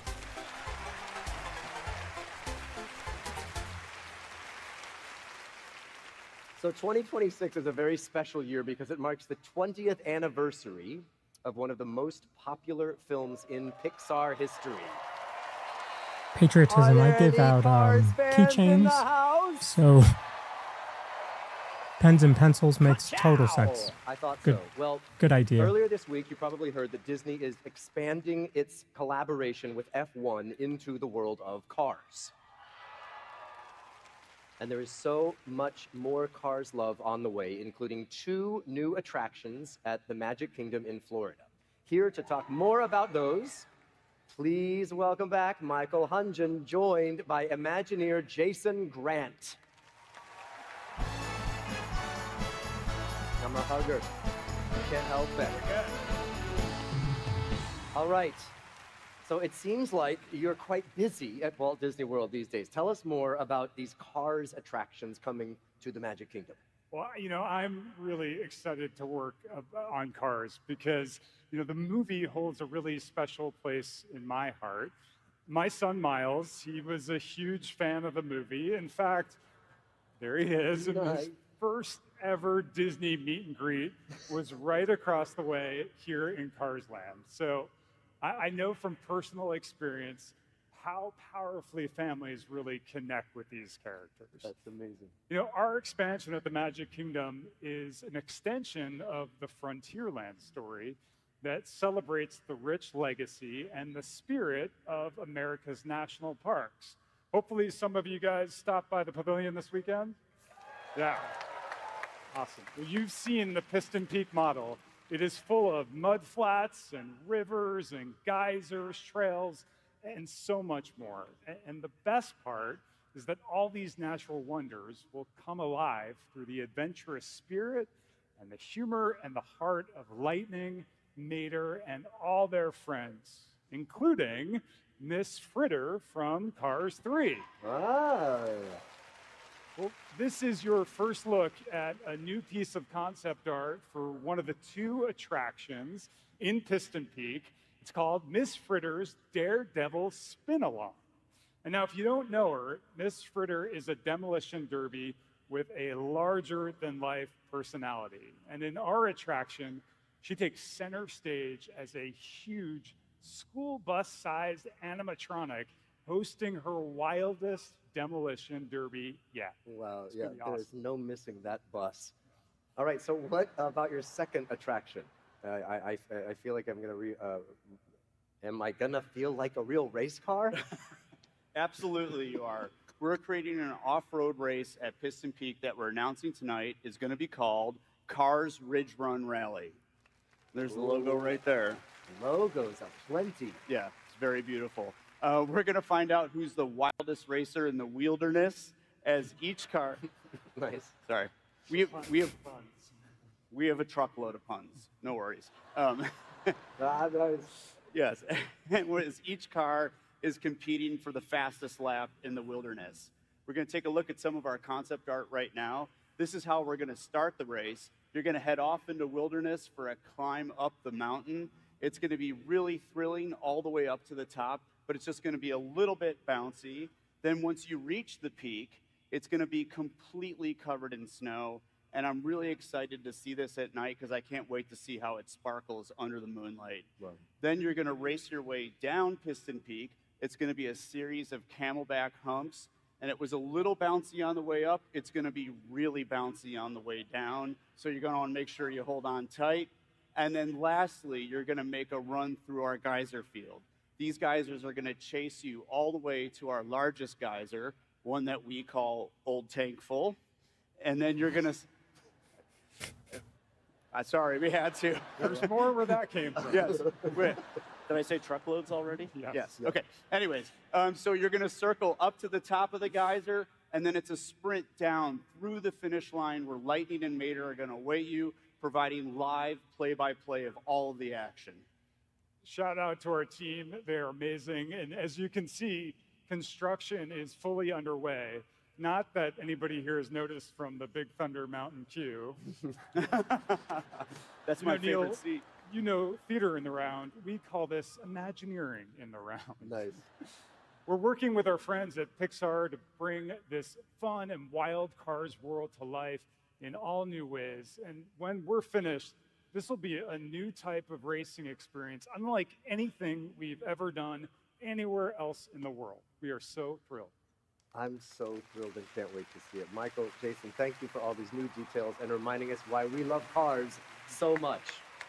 Jen, thank you for the gift. Appreciate that. Now, before we leave the racing world tonight, we have one more special surprise as we celebrate all things cars. There is a new show coming to Disney Plus and Disney Junior called Cars Lightning Racers. The series has been created especially for younger fans, and it follows Lightning McQueen as he gears up for all new adventures in Radiator Springs with Mater and their friends. Tonight, I am thrilled to share with you that this series will feature a new original song from an artist who's been a part of the Cars family from the very first green flag 2 decades ago. Here to perform Built to Last, her new song from the show. Please welcome Grammy-winning artist Sheryl Crow. Thanks for watching, J-Dub. We'll see you soon.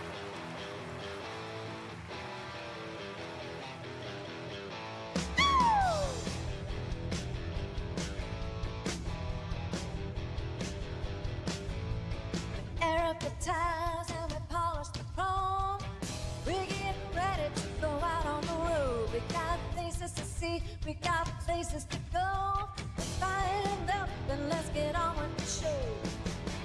Take time to make time. That's what friends are for. Got you and you got you. Let's put the matter to the floor. How we gonna make it? Good time and lightning fast. I gotta say, friends yeah, we were built to last. Greg, good to see you. Thanks for popping in. Sometimes the road feels like a crazy racetrack. You hit curves, sometimes you feel like a crash. One thing for certain, one thing that's a fact. Lose control, baby, I got your back. Take time to make time. That's what friends are for. If you got me and I got you, let's put the metal to the floor. Come on now. How we gonna make it? Reach up and lightning fast. I gotta say it. Friends yeah, we were built to last.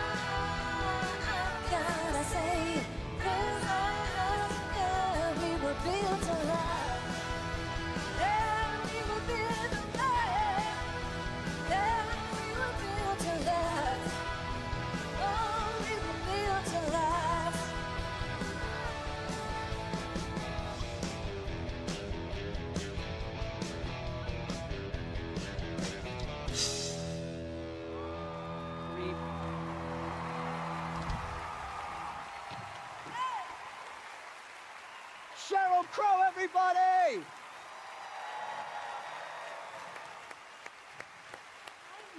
Hi, Sheryl. Well done. Hello, D23.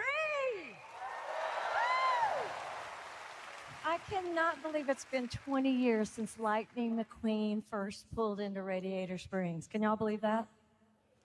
I am so excited to be back in this world. And hey, since I'm here and the band's all here and you're here and it's D23 and it's the 20th anniversary of Cars, how about we go back to where it all started? Can we do it?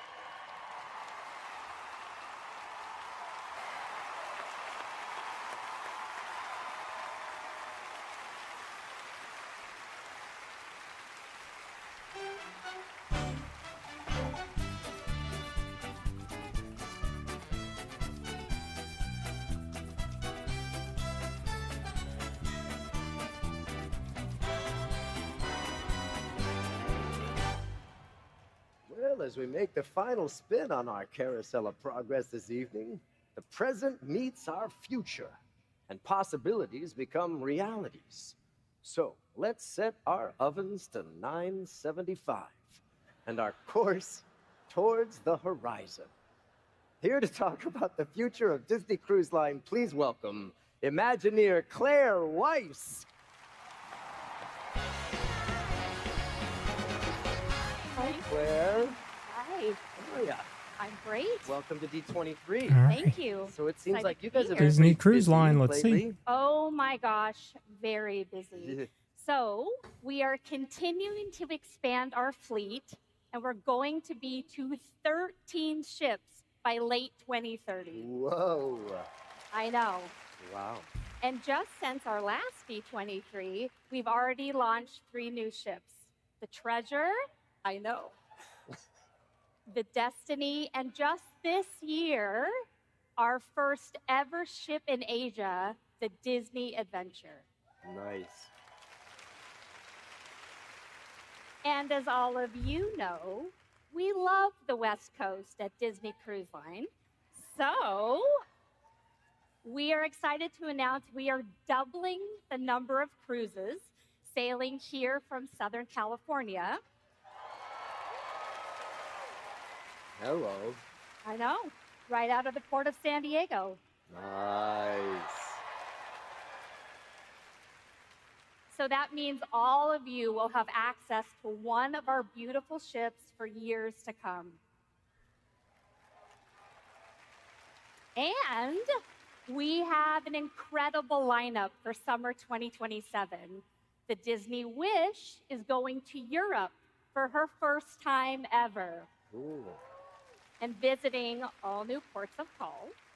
And to top it all off, the Magic and the Wonder are returning to Alaska. Now, those are definitely on my bucket list. Same. It is honestly an incredible time to be a Disney Cruise Line fan.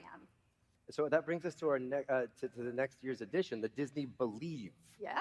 We've heard some things, but what can you tell us about this ship?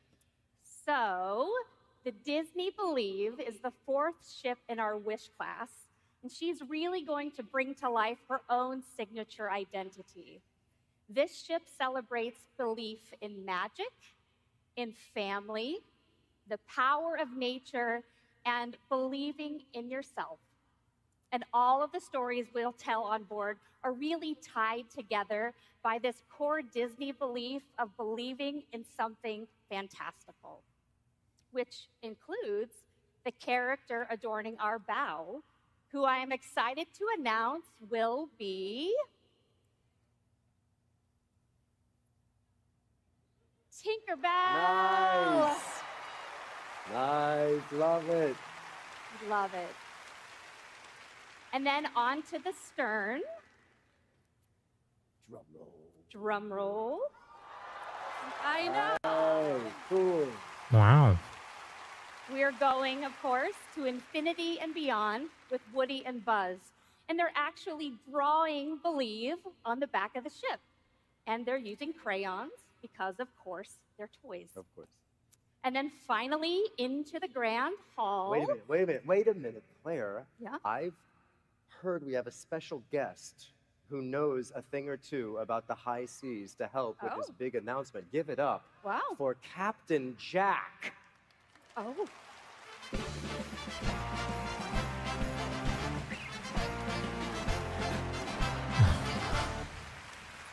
Hey, y'all. Hi. Hi. Sorry. Please. You finally got your wardrobe, and I get it. You're Captain Jack Sparrow. Captain who? We're doing this again? This what, Neil? Oh, Jack, stop. You're 100% dressed like Captain Jack Sparrow. Neil. A fella can't wear an elongated vest and a tricorn hat without being accused of piracy? Neil. But the compass? Well, I'm easily lost, hence my never-ending search for the wardrobe department. Why do you have a sword? I had a coupon. I missed the big announcement. The one about Moana being the new Grand Hall icon. No, we haven't said that yet. Good. Mum's the word. You can trust me, Claire. Well, up to find Wardrobe department. Yes, we know. Right. No. North. Nope. Got it. Bye. Well,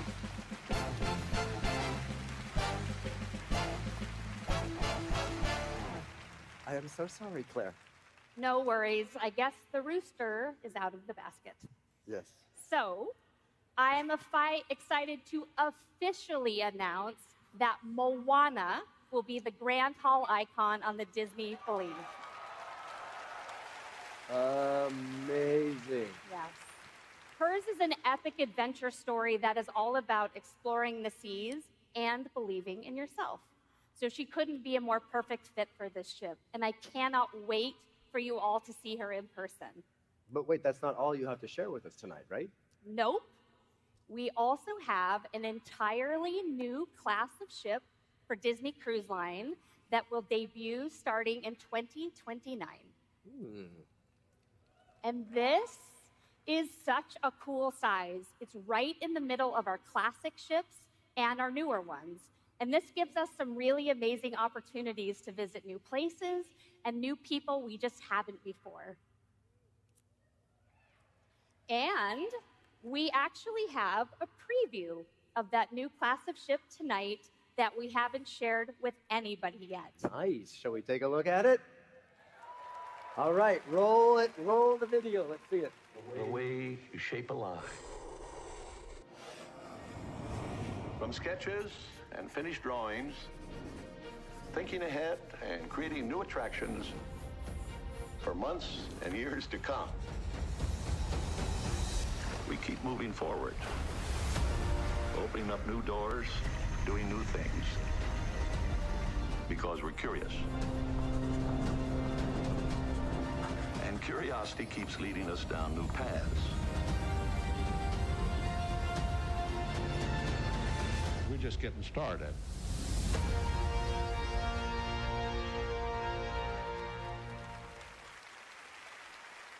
So cool. So cool, right? Yeah, that was one of those teasers. It's a I see teaser. how you do. All right, Claire, thank you for being with us tonight. Best of luck to you as you create the Believe and beyond. Let's give it up for Claire Weiss, everybody. Thank you. Thank you. Can't wait. Thank you so much. Well done. Okay. So, one of the most popular films in the 21st century is getting its first official land when Monstropolis debuts at Disney's Hollywood Studios. Check this out. Welcome, welcome, welcome to Monstropolis. Come on down, we'll show you around. It's the friendliest town there is anywhere. Do you remember how it used to be? We were scary and mean. Sorry, folks, it's true. Look at us now, and you will see we're the sweetest monsters in world history.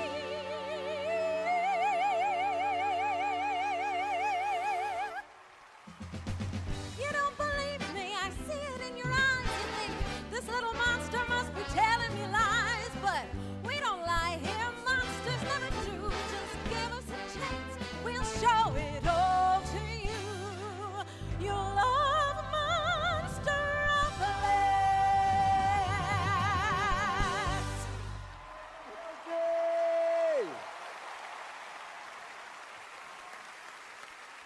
Monstropolis and D23 love you too, girl. Oh, hey, Michael and Chris are back to talk some monsters. Hey, you know, I really like that song. Can you tell us a little bit about that? It's really good, right? Well, what you just heard is Welcome to Monstropolis. It's a brand new song. It was written by the one and only Randy Newman. Fantastic. It is the first song Randy has ever written specifically for a Disney theme park. How cool is that? Nice. And we asked Randy to write this song because, well, Welcome to Monstropolis is also the name of our new theater show inside the Monsters, Inc. land. So in this new signature show, the monsters they've graciously invited us humans into their world to show us that, you know what, we're kind of more alike than you might think. Now, Mike and Sully, well, they're our hosts. And, you know, Sully has been working on a small, very homespun show. But then there's Mike, who, as you all know, he is ever the showman. And he has a few surprises up his sleeves. And hopefully this doesn't bring down the house, which is kind of what he's hoping for. And with the monsters opening up their doors to humans, everyone is really excited to welcome us. Well, almost everyone. Humans, we look forward to welcoming you to Monstropolis. Which we might regret. Stop saying that. Humans aren't toxic. D2319 in progress. A D2319 is not a thing. You can ignore that.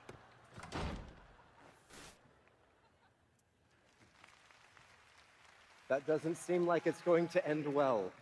No, But maybe it's just me. No, it will. We promise everything will be just fine. And you know, that's just one piece of the Monstropolis experience. This land is alive with all kinds of dynamic movements that you'd expect from a world where Mike, Sully, and all the monsters live and work. You know, the team is incredible. They're moving really, really fast. Chris, should we show them that sneak peek behind the construction walls? Yeah, sure, absolutely. So, all right, here we go. Let's take a look at this land as it stands today. That's the Glob Theater there on the right, and which is the home of our new show that we just talked about. And as we move down the street, you'll see Archie Scare Pig Pizza, along with the Monsters University Alumni Club. Now, inside the Alumni Club is the Elite Scarers Club, and it's where we honor the legendary scarers from years past. Next door is the Scareporium. So if you're visiting Monstropolis, you want to grab that human or that great souvenir to remember your trip to Monstropolis, well, that's going to be the place to go. Cool. And then we have an experience we know that all of you in this room have been looking forward to for 25 years. It is Harryhausen's restaurant. Yes. This is the iconic location of Mike and Celia's ill-fated date from Monsters, Inc.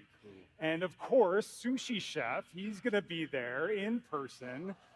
What you're seeing is an early look at him in action inside our figure shop. He's awesome. This restaurant, it's gonna feature a menu unlike anything else that we offer at Walt Disney World. It's gonna be a great place to bring your schmoopsy poo for that romantic meal. I cannot wait. I love sushi. All right, so that brings us to something that we are extremely excited about. And it's been a long time in the making. Let's go inside the Monsters, Inc. factory and door vault coaster building. Yes. You know, we were just with the team the other day, and they showed us this amazing work in progress animatic. And Michael said, look, we've got to take it with us to D23. Of course, right? It's incredible. It's truly incredible. You are going to be lifted 40 feet in the air in 4 seconds and then launched into the vault. This is going to be mind-blowing. It's just incredible. And while the door coaster, well, we're still working through and prepping it for human ridership, the rest of the land is looking really, really good. And so we were thinking, well, why don't we just open it early? Like, say, next year. Nice. Right. Well, we can't wait to welcome you into Monstropolis. So open your closet doors and make your way in. Let me just spray them again. What? No. Humans aren't toxic, remember? Right. Not toxic. See you soon in Monstropolis. Seriously?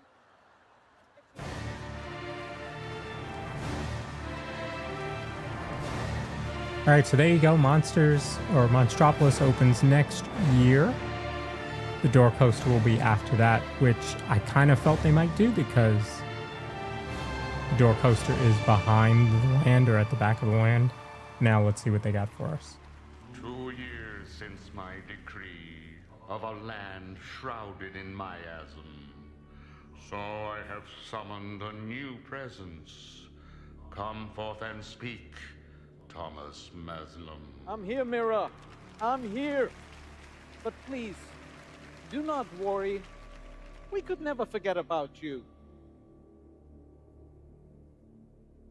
I assure you, I am not worried, for I know you will be sharing more. But villainous souls are not the patient kind.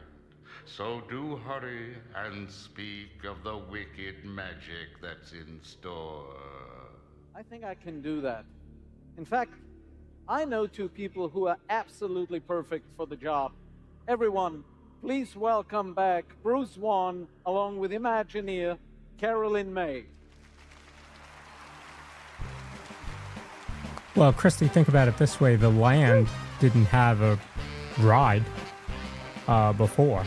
So they're essentially just opening up what was there before until the ride is ready to go.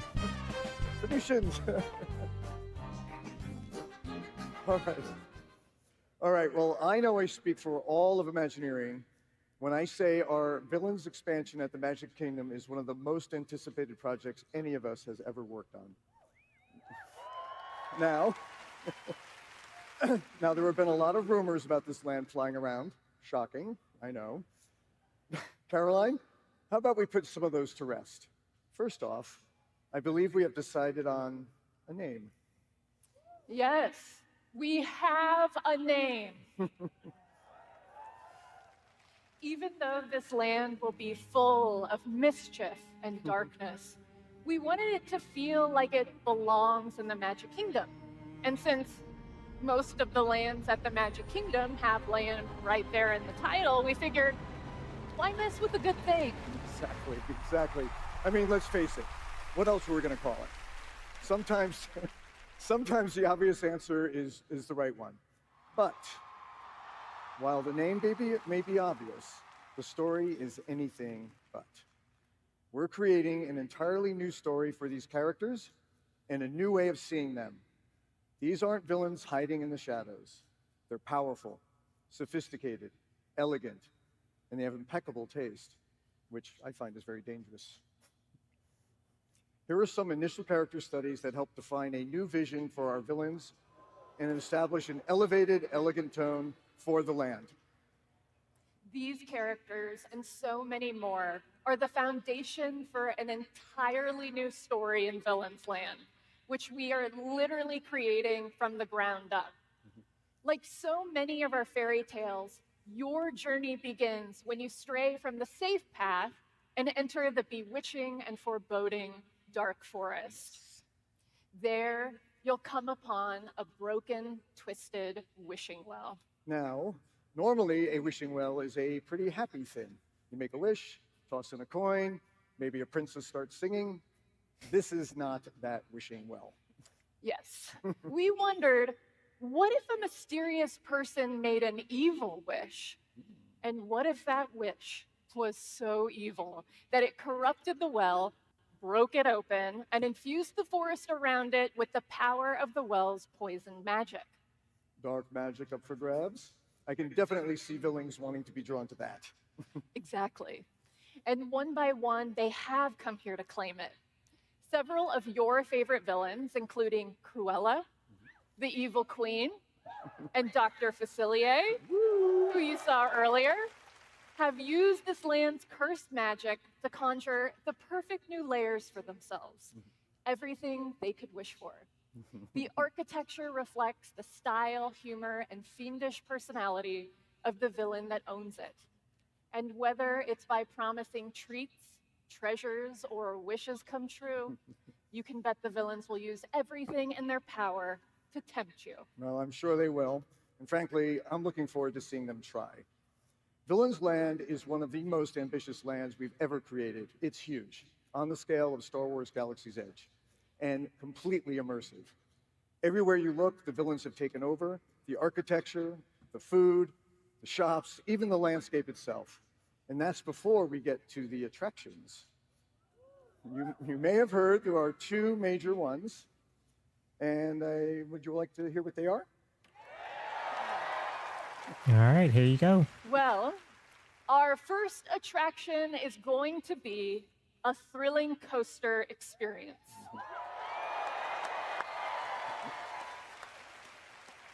Here, you will encounter Maleficent herself as you race through the enchanted briar around her mountaintop fortress. Yes. We're excited to include elements we've never attempted before on a Disney coaster because, of course, if we're inviting the mistress of all evil to our land, we best not disappoint her. No. And if Maleficent's mountaintop isn't dark enough for you, our second attraction takes you in the opposite direction, down, into the catacombs beneath the evil queen's palace. Here, you'll come face to face with the magic mirror as he calls you to see things from his unique perspective on the other side of the glass. Once you're in this mirror realm, through a mix of special effects and incredible physical set pieces, you'll be mesmerized by a whole array of your favorite fearsome Disney villains, conjured as only the magic mirror can.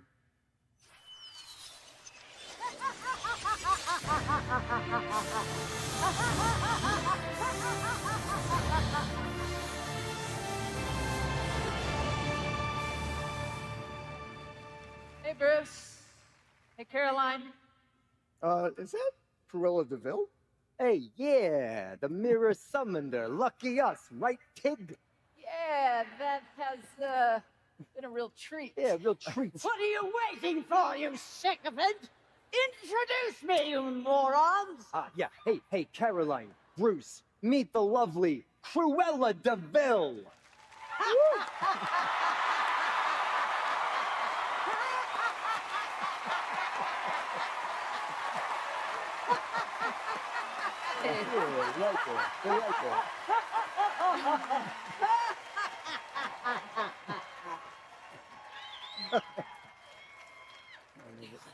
Caroline, darling, gray isn't your color.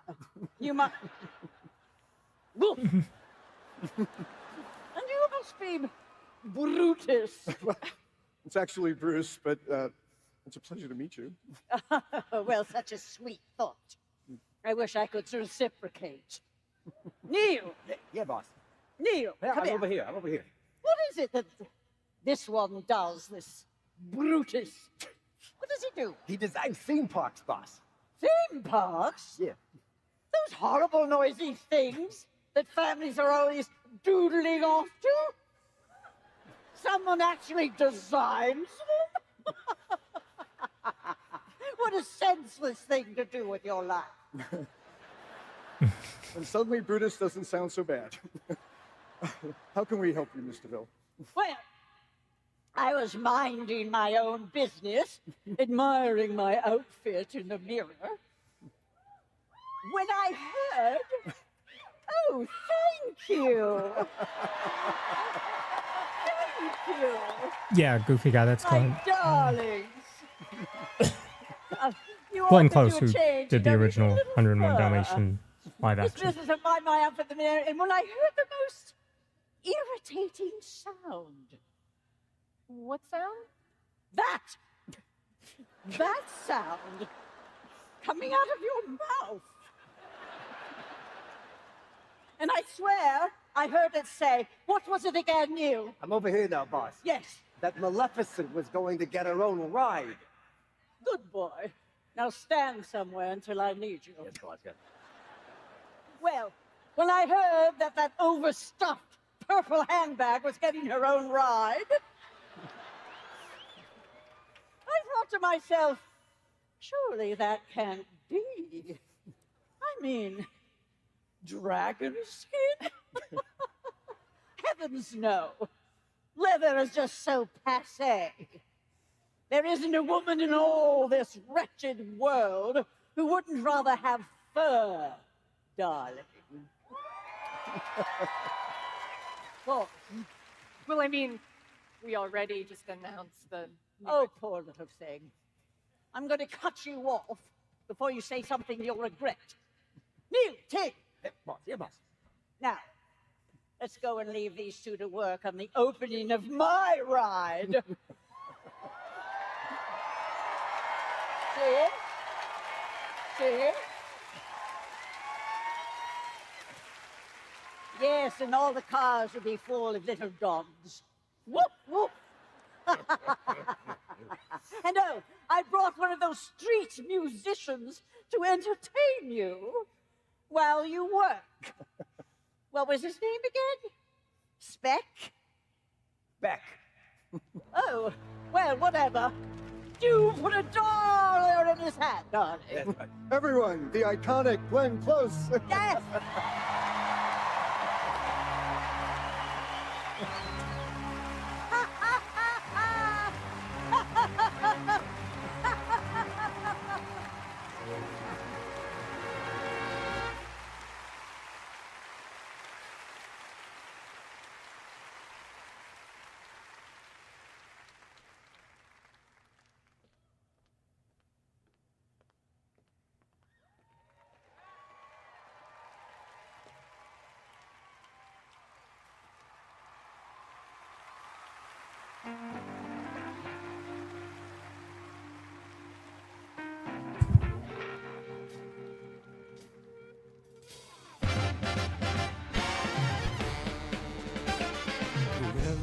Cruella de Vil, she doesn't scare you. How many of you want to go back and look at all of the news outlets that said XYZ about Villain's Land as gospel, and yet none of their nonsense came true? She's like a spider waiting for the kill. Look out for Cruella de Vil. First you think Cruella is the devil, but after time has worn away the shock, you come to realize you've seen the kind of eyes watching you from underneath the rock. Vampire bat, inhuman beast, she ought to be locked up and never released. Whoever sets a horse and plays some toe, Cruella, Cruella de Vil. Now don't you disrespect me, and to derogate or deride. You're in my world now, and I got friends on the other side.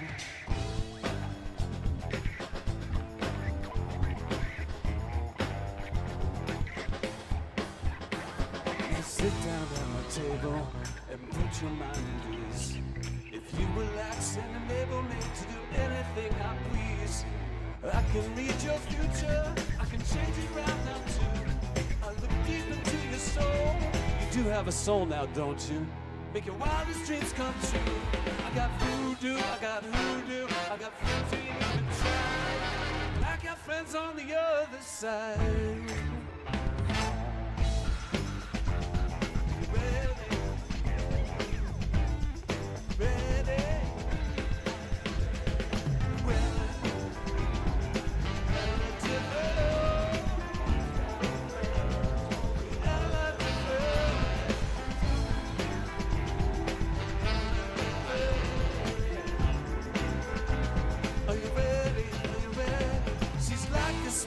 Waiting for the kill. Look out for Cruella.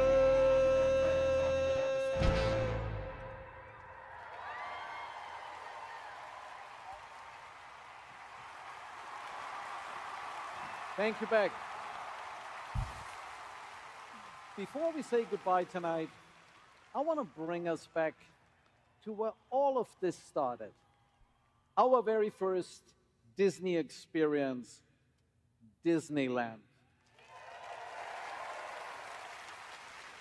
You all know Disneyland is a promise. As that famous plaque on the front of the park reads, "Here you leave today and enter a world of yesterday, tomorrow, and fantasy." And over the past 7 decades, this promise has taken many forms, from early expansion to the Disney decade, from a second park to new hotels, to the recent additions of new stories, immersive lands, and new shows. And as we approach Disneyland's 75th anniversary, with an eye towards the horizon and the park's centennial, I think it's time to renew that promise once again in a way that deeply honors the original and imagines the future with optimism. And that starts with Tomorrowland.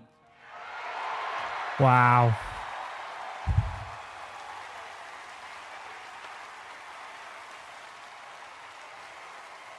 That's a good one.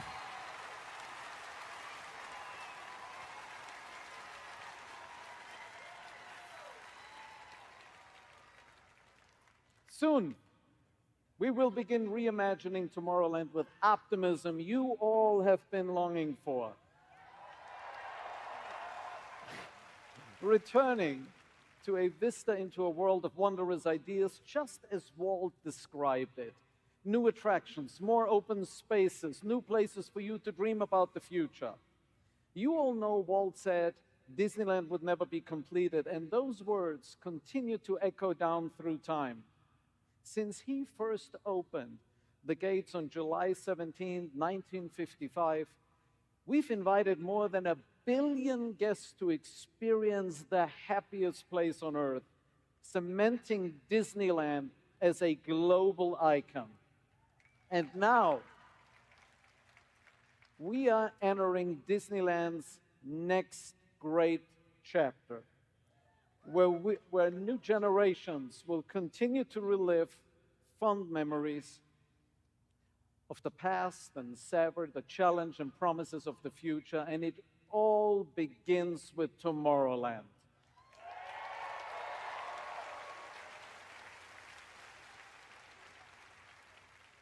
So that's our show for tonight. Thank you for joining us on our Disney Experiences Carousel of Progress as we begin travel into our great, big, beautiful tomorrow.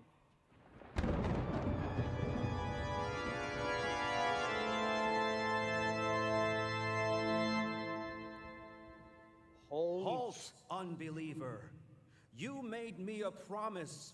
You swore if I were to host this show, you would restore my favorite animatronic character of all time to his former glory. Behold! Wow.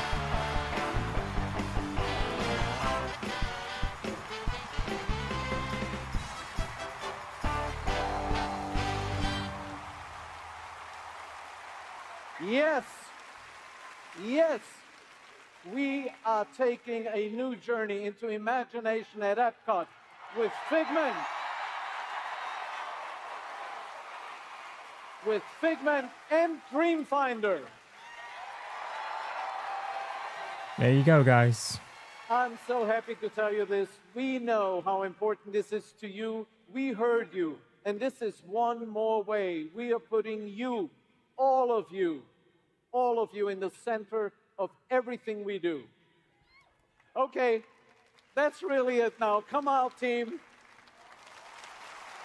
Thank you to our incredible host, Neil Patrick Harris. Many thanks to our performers, special guests. Thank you to our Imagineers. Thank you to everyone who worked so hard behind the scenes to bring this to life. And most of all, my heartfelt thanks to all of you for joining us on our own very Carousel of Progress. We have so much happening right now. And remember, everything we do, it's all for you. Thank you for joining us. And here is back one more time. Good night, everyone.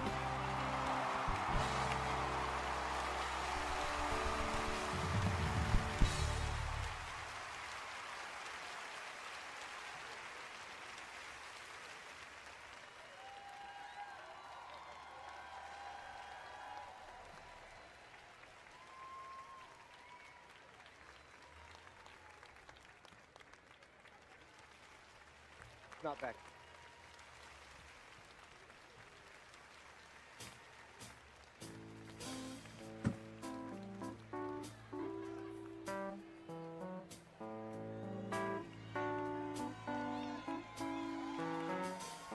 All right, so what were your favorite announcements during this? Two turntables and a microphone. Bottles of candy, just clap your hands. Bottles of candy, just clap your hands. So there was no news about Avatar, but during the expo you did get a look at the land to some degree,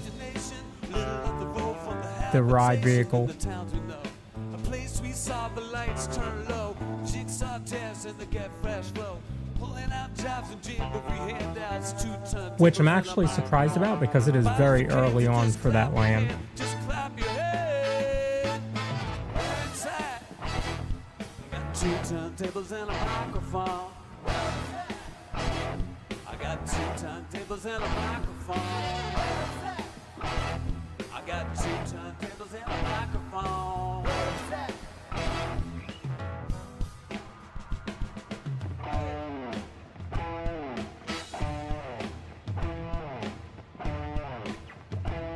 Wicked, that was a good drum break.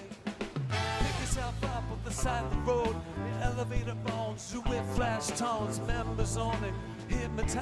Well, again, Space Mountain, you know, there was chatter about it, but who created that chatter? Where it's at. 2 turntables and a microphone. I got 2 turntables and a microphone. Josh spoke yesterday.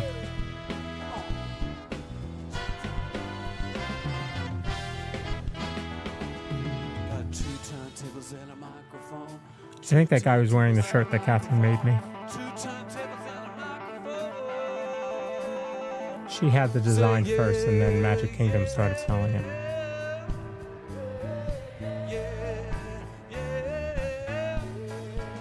And she bought the fabric at Joann's, I think.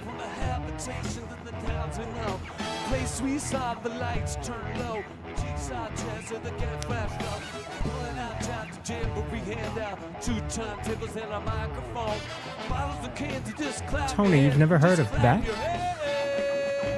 Where it's at.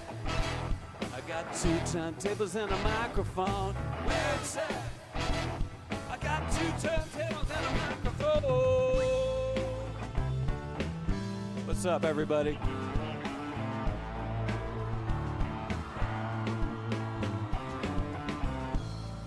Come on, sing this with me. Yeah, goofy guy. I guess he doesn't know who Beck is. Say yeah, yeah, yeah. Whoa, whoa, whoa. Oh, yeah, yeah. Wow, Tony. That's probably not a performance I would want to see.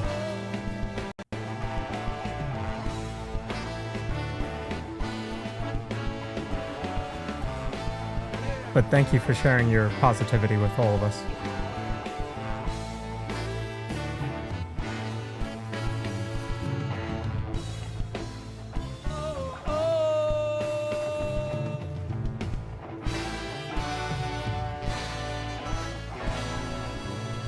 Thank you all. Good night.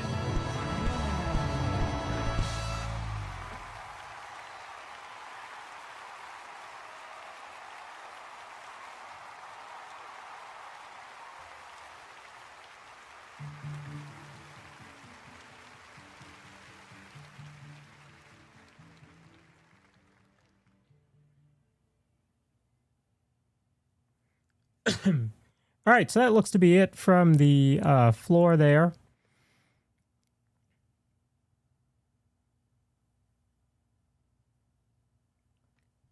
So, what do you guys think? What surprised you? I will. Let's see if I can bring up Dr. Disney, who is a third-party source that I trust.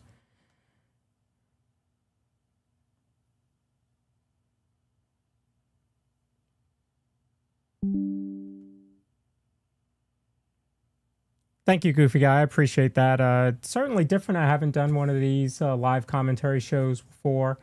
I thought it was fun. Certainly fun to hang out with all of you and chat, as this was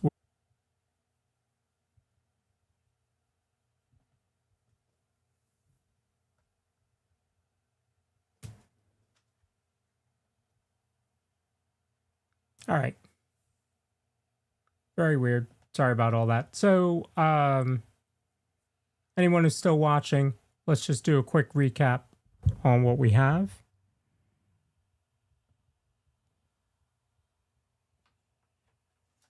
So we had Dreamfinder announced, giving us a new Figment ride after all this time. Somewhat expected, somewhat not. Definitely rumored recently. Of course, no date on it. I think that's, part of the issue sometimes is that we as Disney fans want every bit of information at one time, and you just are not going to get that sometimes. So, similar to Avatar, there wasn't a lot of information about Avatar at Disneyland. It's fairly early on in that process. They did announce Tomorrowland over at Disneyland, which is very good. I know I was watching Amusement Park Pirates last night, and they were talking about that being one of their predictions, especially because that area is just it is yesteryear, not Tomorrowland. So good for them. I think we are on our way here on this coast at Disney World with our Tomorrowland projects. But certainly I would have loved to have seen something about the former Stitch's Great Escape, because how long can that sit there empty? So we'll see.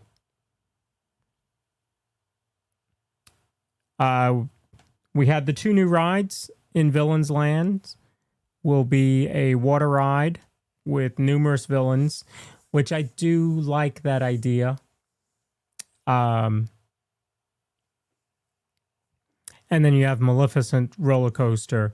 And again, I'm going to go back to the clickbait folks, those news headlines that, they're on TikTok, they're on Instagram. I see them less on YouTube, but I see them on TikTok and Instagram, and certainly Facebook, talking about, permits have been filed for the Emperor's New Groove coaster, and Maleficent is getting a water ride. Well, turns out neither of those are true. Now, are we getting a Cruella de Vil ride?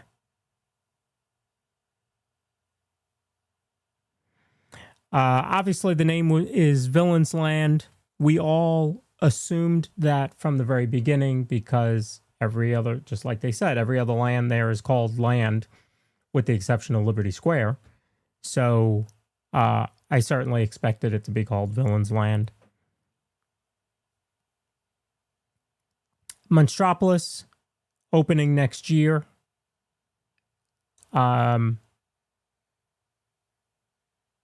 There's still a lot of work to be done there, but it is coming along pretty well. So that will open in 2027, and the door coaster is not ready for that time frame, which tells me it'll be 2028.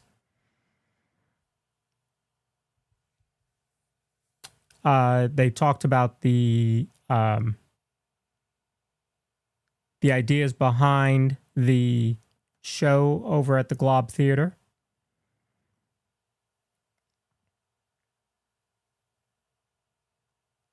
Moana being the statue, the main statue in the Grand Hall in the Believe. And she does have Hey Hey Mpua with her. So that'll be nice. And we should hear more about the Believe tomorrow. And then don't forget, October 7th, there is a live stream event about the Believe. Tinkerbell is going to be on the bow of the ship, and Buzz and Woody on the back of the ship.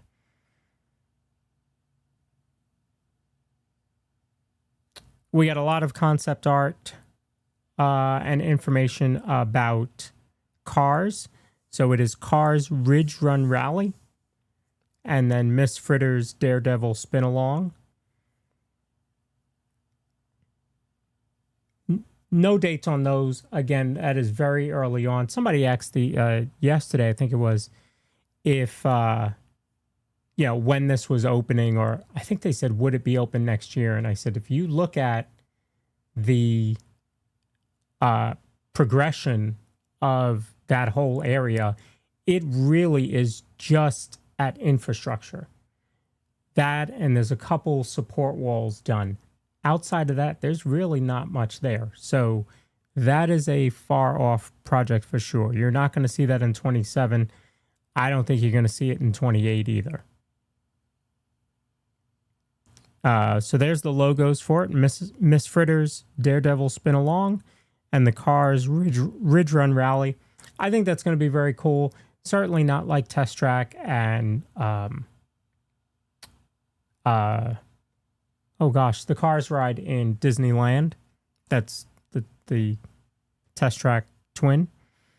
So this is going to be very different. I like that. I like that it's going to be very different. They talked about the Coco ride, but just giving us some of the show ideas behind the ride, the attraction. And they said it will not have a height requirement, which is very nice. I mean, we assume that a boat ride wouldn't have a height requirement. We did get a name for the Encanto attraction at Disney's Animal Kingdom. That is going to be Antonio's Fiesta de Encanto. So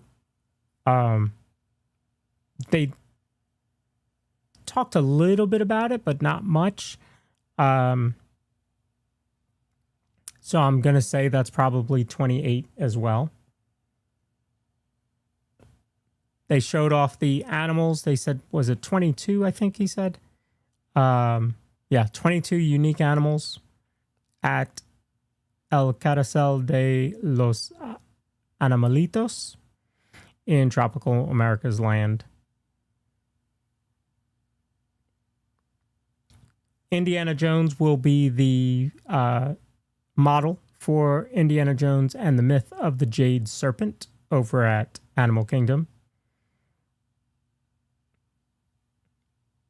That picture must have been when he got married. It's all in white.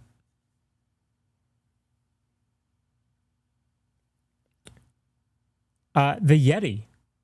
They're fixing the Yeti. I kind of felt with Joe Rohde being around a lot this weekend and coming on stage as a legend, I just felt like, oh, maybe we get that announcement. I still want to say that it's not going to happen tomorrow, right? It's going to be a ways off, but they are going to fix it. Spaceship Earth. Massive update for Spaceship Earth, changing the story of Spaceship Earth from communication to human connection.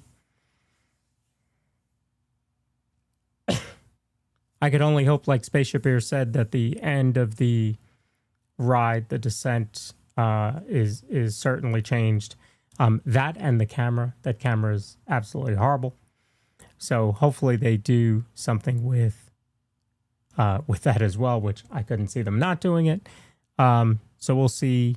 We'll get more information about that at some point. For the folks over in Disneyland, you will get the Magic Happens parade and the original World of Color returning next year. And I know that a lot of folks in Disneyland were excited about that announcement. Carousel of Progress opens in 2027. And you do have Jamie Lee Curtis voicing the mother and Bryan Cranston voicing the father.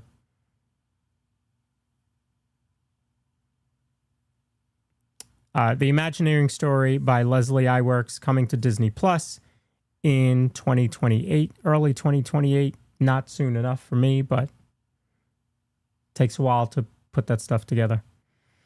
So, very excited about some of the stuff we heard about the parks and the movies yesterday. Oh, they did have this Fortnite announcement. Smuggler's Run is coming to Fortnite. Yeah, see, this was Joe Rohde posted this.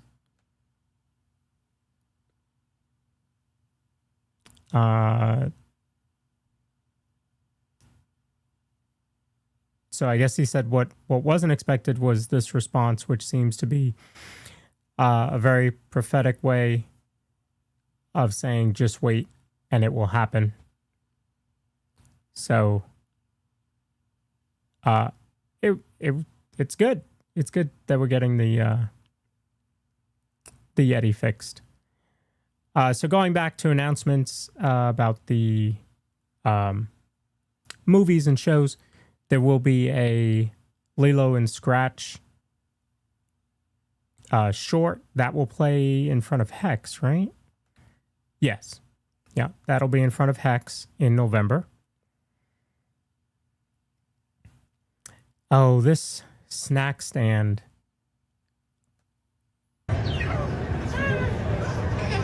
This is pretty cool.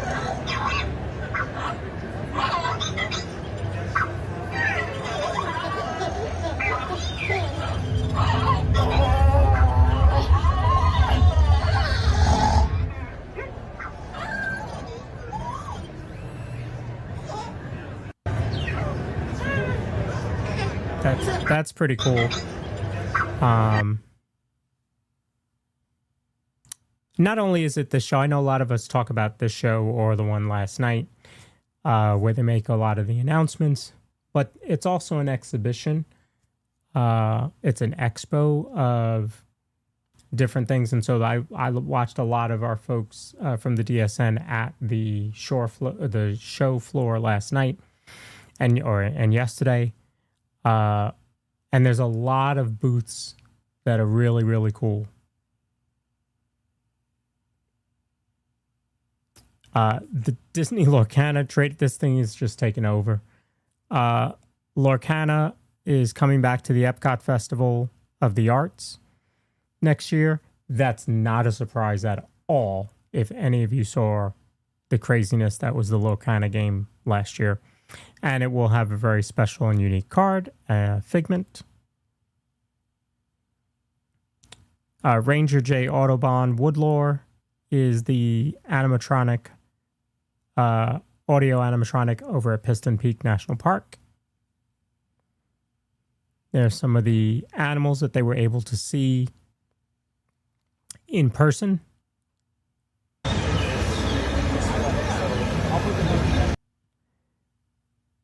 They had this 3D model of Piston Peak.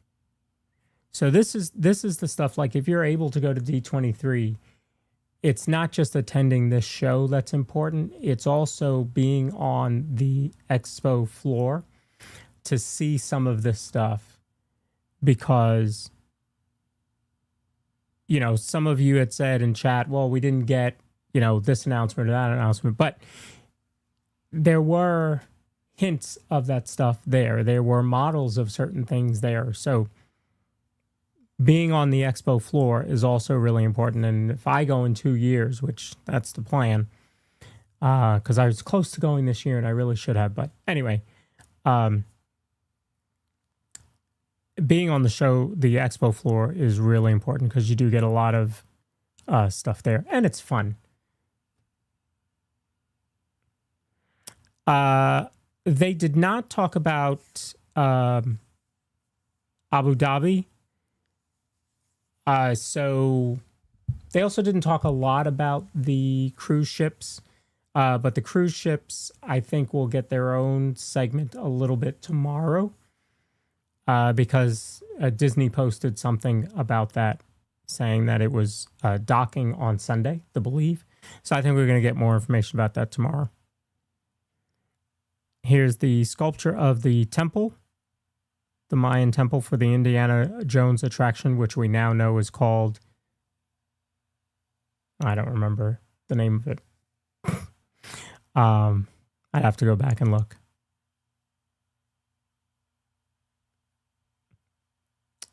We got to look at Frozen 3. We got to look at Star Wars Starfighter. Frozen 3 will have a love interest for Olaf, and it is Samantha. Zootopia 3, again, not a surprise. We all saw that coming. Oswald will launch in February. Yeah, Myth of the Serpent something. I'll have to go back and look. Let's see. Oh, X-Men, May 5th, 2028. And Adam Driver will be in the role of Mr. Sinister. Another trailer for Avengers Doomsday, excuse me. Vision Quest trailer. First look at the live action. I'm going to play that just because it's kind of interesting how the crowd reacted.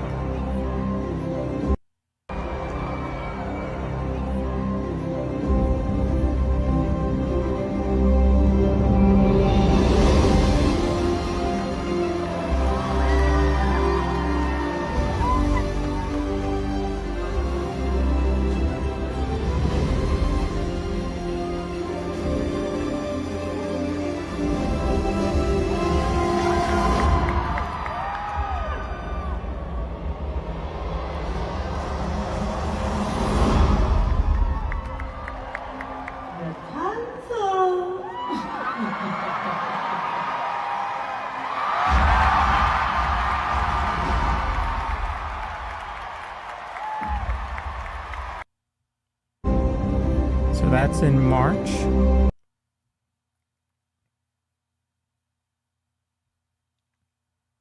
There's Oswald. Oswald's going to be good. I really think Jon Favreau is going to do the right job by that classic. We had the Bingo, or the Bingo. Bingo would probably like that I called it that. We have the Bluey movie. It's a performance by the Jonas Brothers for Camp Rock. Coco 2. First look. You have Angel coming to Lilo and Stitch 2, the live action Lilo and Stitch 2. They talked about Ghost Market. Coco, the World of Coco, coming to Kingdom Hearts 4. Kingdom Hearts is also getting a TV series, which that should be pretty cool. Because again, I wasn't into the game because I just wasn't a gamer, even though I managed a video game store. So I think I would certainly like to see that. Here's a look at the grown-up Miguel. Incredibles 3 was announced. And a new Simpsons movie. So lots of cool stuff announced between yesterday and today. I know that it can be kind of hokey. It's they did it as a late night talk show. Some people are expecting Josh tomorrow. I really wasn't because of his new role. If you think about it, yes, Josh did a great job last year. But last year, Josh was not the president or the CEO of the Walt Disney Company. He was the president of parks. So this year, his role is different. And so his role during D23 is going to be different. So he did come out and start the whole thing on Friday. So I get that. And when they announced that Neil Patrick Harris was going to be hosting and they talked about who was going to be on with him, I knew that it was going to be kind of a panel that they would be bringing out with Neil Patrick Harris hosting. So it was also too soon for the new president of parks to come out and host this year. I mean, they literally just started recently, right? So I think it was too early for them to take that role on. I do like that they had a lot of Imagineers out. You know, I mean, it started with them talking about all the legends, Bob Gurr, Joe Rohde, and Kim, and all these folks. So I do like that it started that way, and they had Imagineers presenting. So I think it was good. I don't have a problem with it. I think we got the announcements that we were going to get. I think people expected much more. But again, that's a us thing. That is where we have to separate what we want from what they can deliver. There's only so much that they can deliver because it's not done yet. Think back to 2 years ago and you got a quick snippet of villains. This year you got a lot more. Greg says 2028 will be even better though. You're right. Because they're going to be like right up against some of these attractions opening. So I think 2028 is going to be a good year.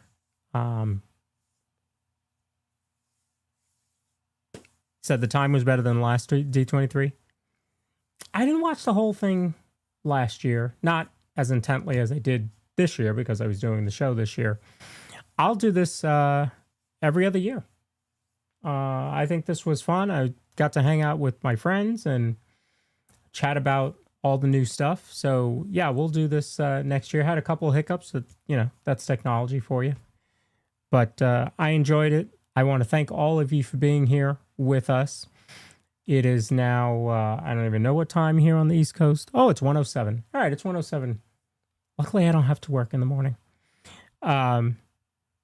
So thank you all for being here and hanging out with us. Leave a comment on the show. Let us know what you liked, what you're excited for. And trying to think. So Tuesday, Corey and I on the podcast will do a full recap of everything that we saw tonight and everything that they talked about yesterday. So we'll do a full recap Tuesday on the podcast. That's probably going to be about the 7 o'clock hour. Just because Corey's got some stuff going on with work that day. He already knows it's going to be busier. So we'll probably start at 7.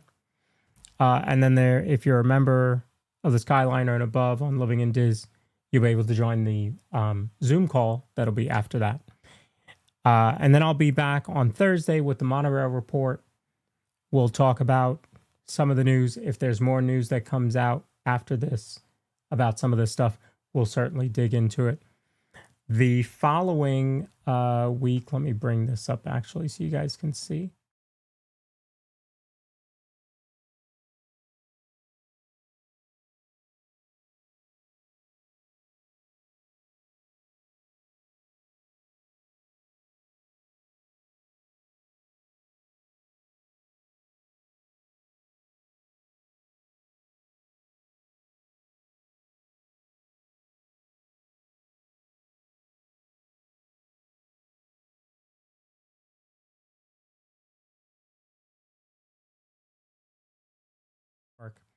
We're going to talk to them, get to know them, and then we're going to put our shirts up against their shirts.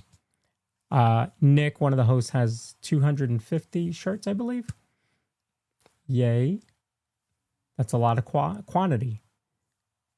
These are custom. Just saying. There's going to be voting. So the audience, all of you that are watching that night, will get to vote. Their audience will be there as well voting. So we need everybody that's watching Living in Diz or Park Bros to vote that night. So more to come on that. That's what we got. And then obviously every Thursday night will be the Monorail Report, giving you all the weekly Disney news. So thank you all for joining. I appreciate you hanging in there with us and watching this. I like the way this worked. I think we'll do this every 2 years. What about you? So I'll see you here next or August of 2028.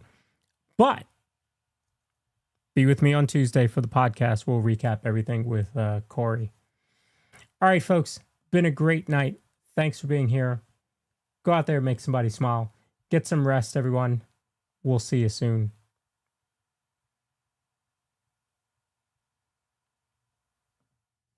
Your Disney day leveled up. No matter what screen you watch, phone, tablet, or PC, enjoy full quality just like you're watching on YouTube. With Multiview, watch multiple streamers at once. Your magic, your way. And every minute you watch counts towards each streamer. They get full watch time credit. Plus, with the Park Companion app, you can keep up to date on all of the wait times and alerts. From rope drop to fireworks, don't miss a moment. Disney Stream experience your way.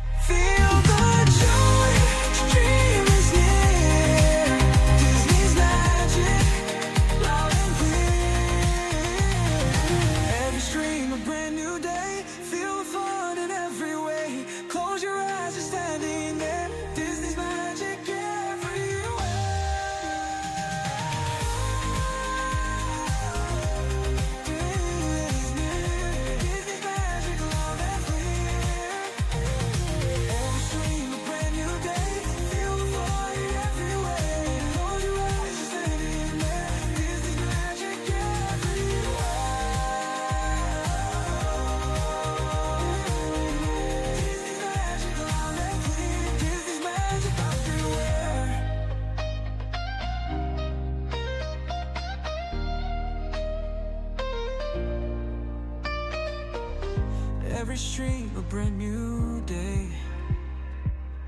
Feel the finding everywhere.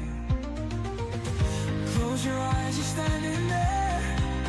Disney's magic everywhere.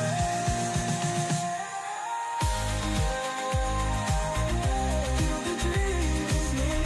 Disney's magic loud and clear. Magic everywhere. There's a magic everywhere. Disney's magic loud and clear. Disney's magic.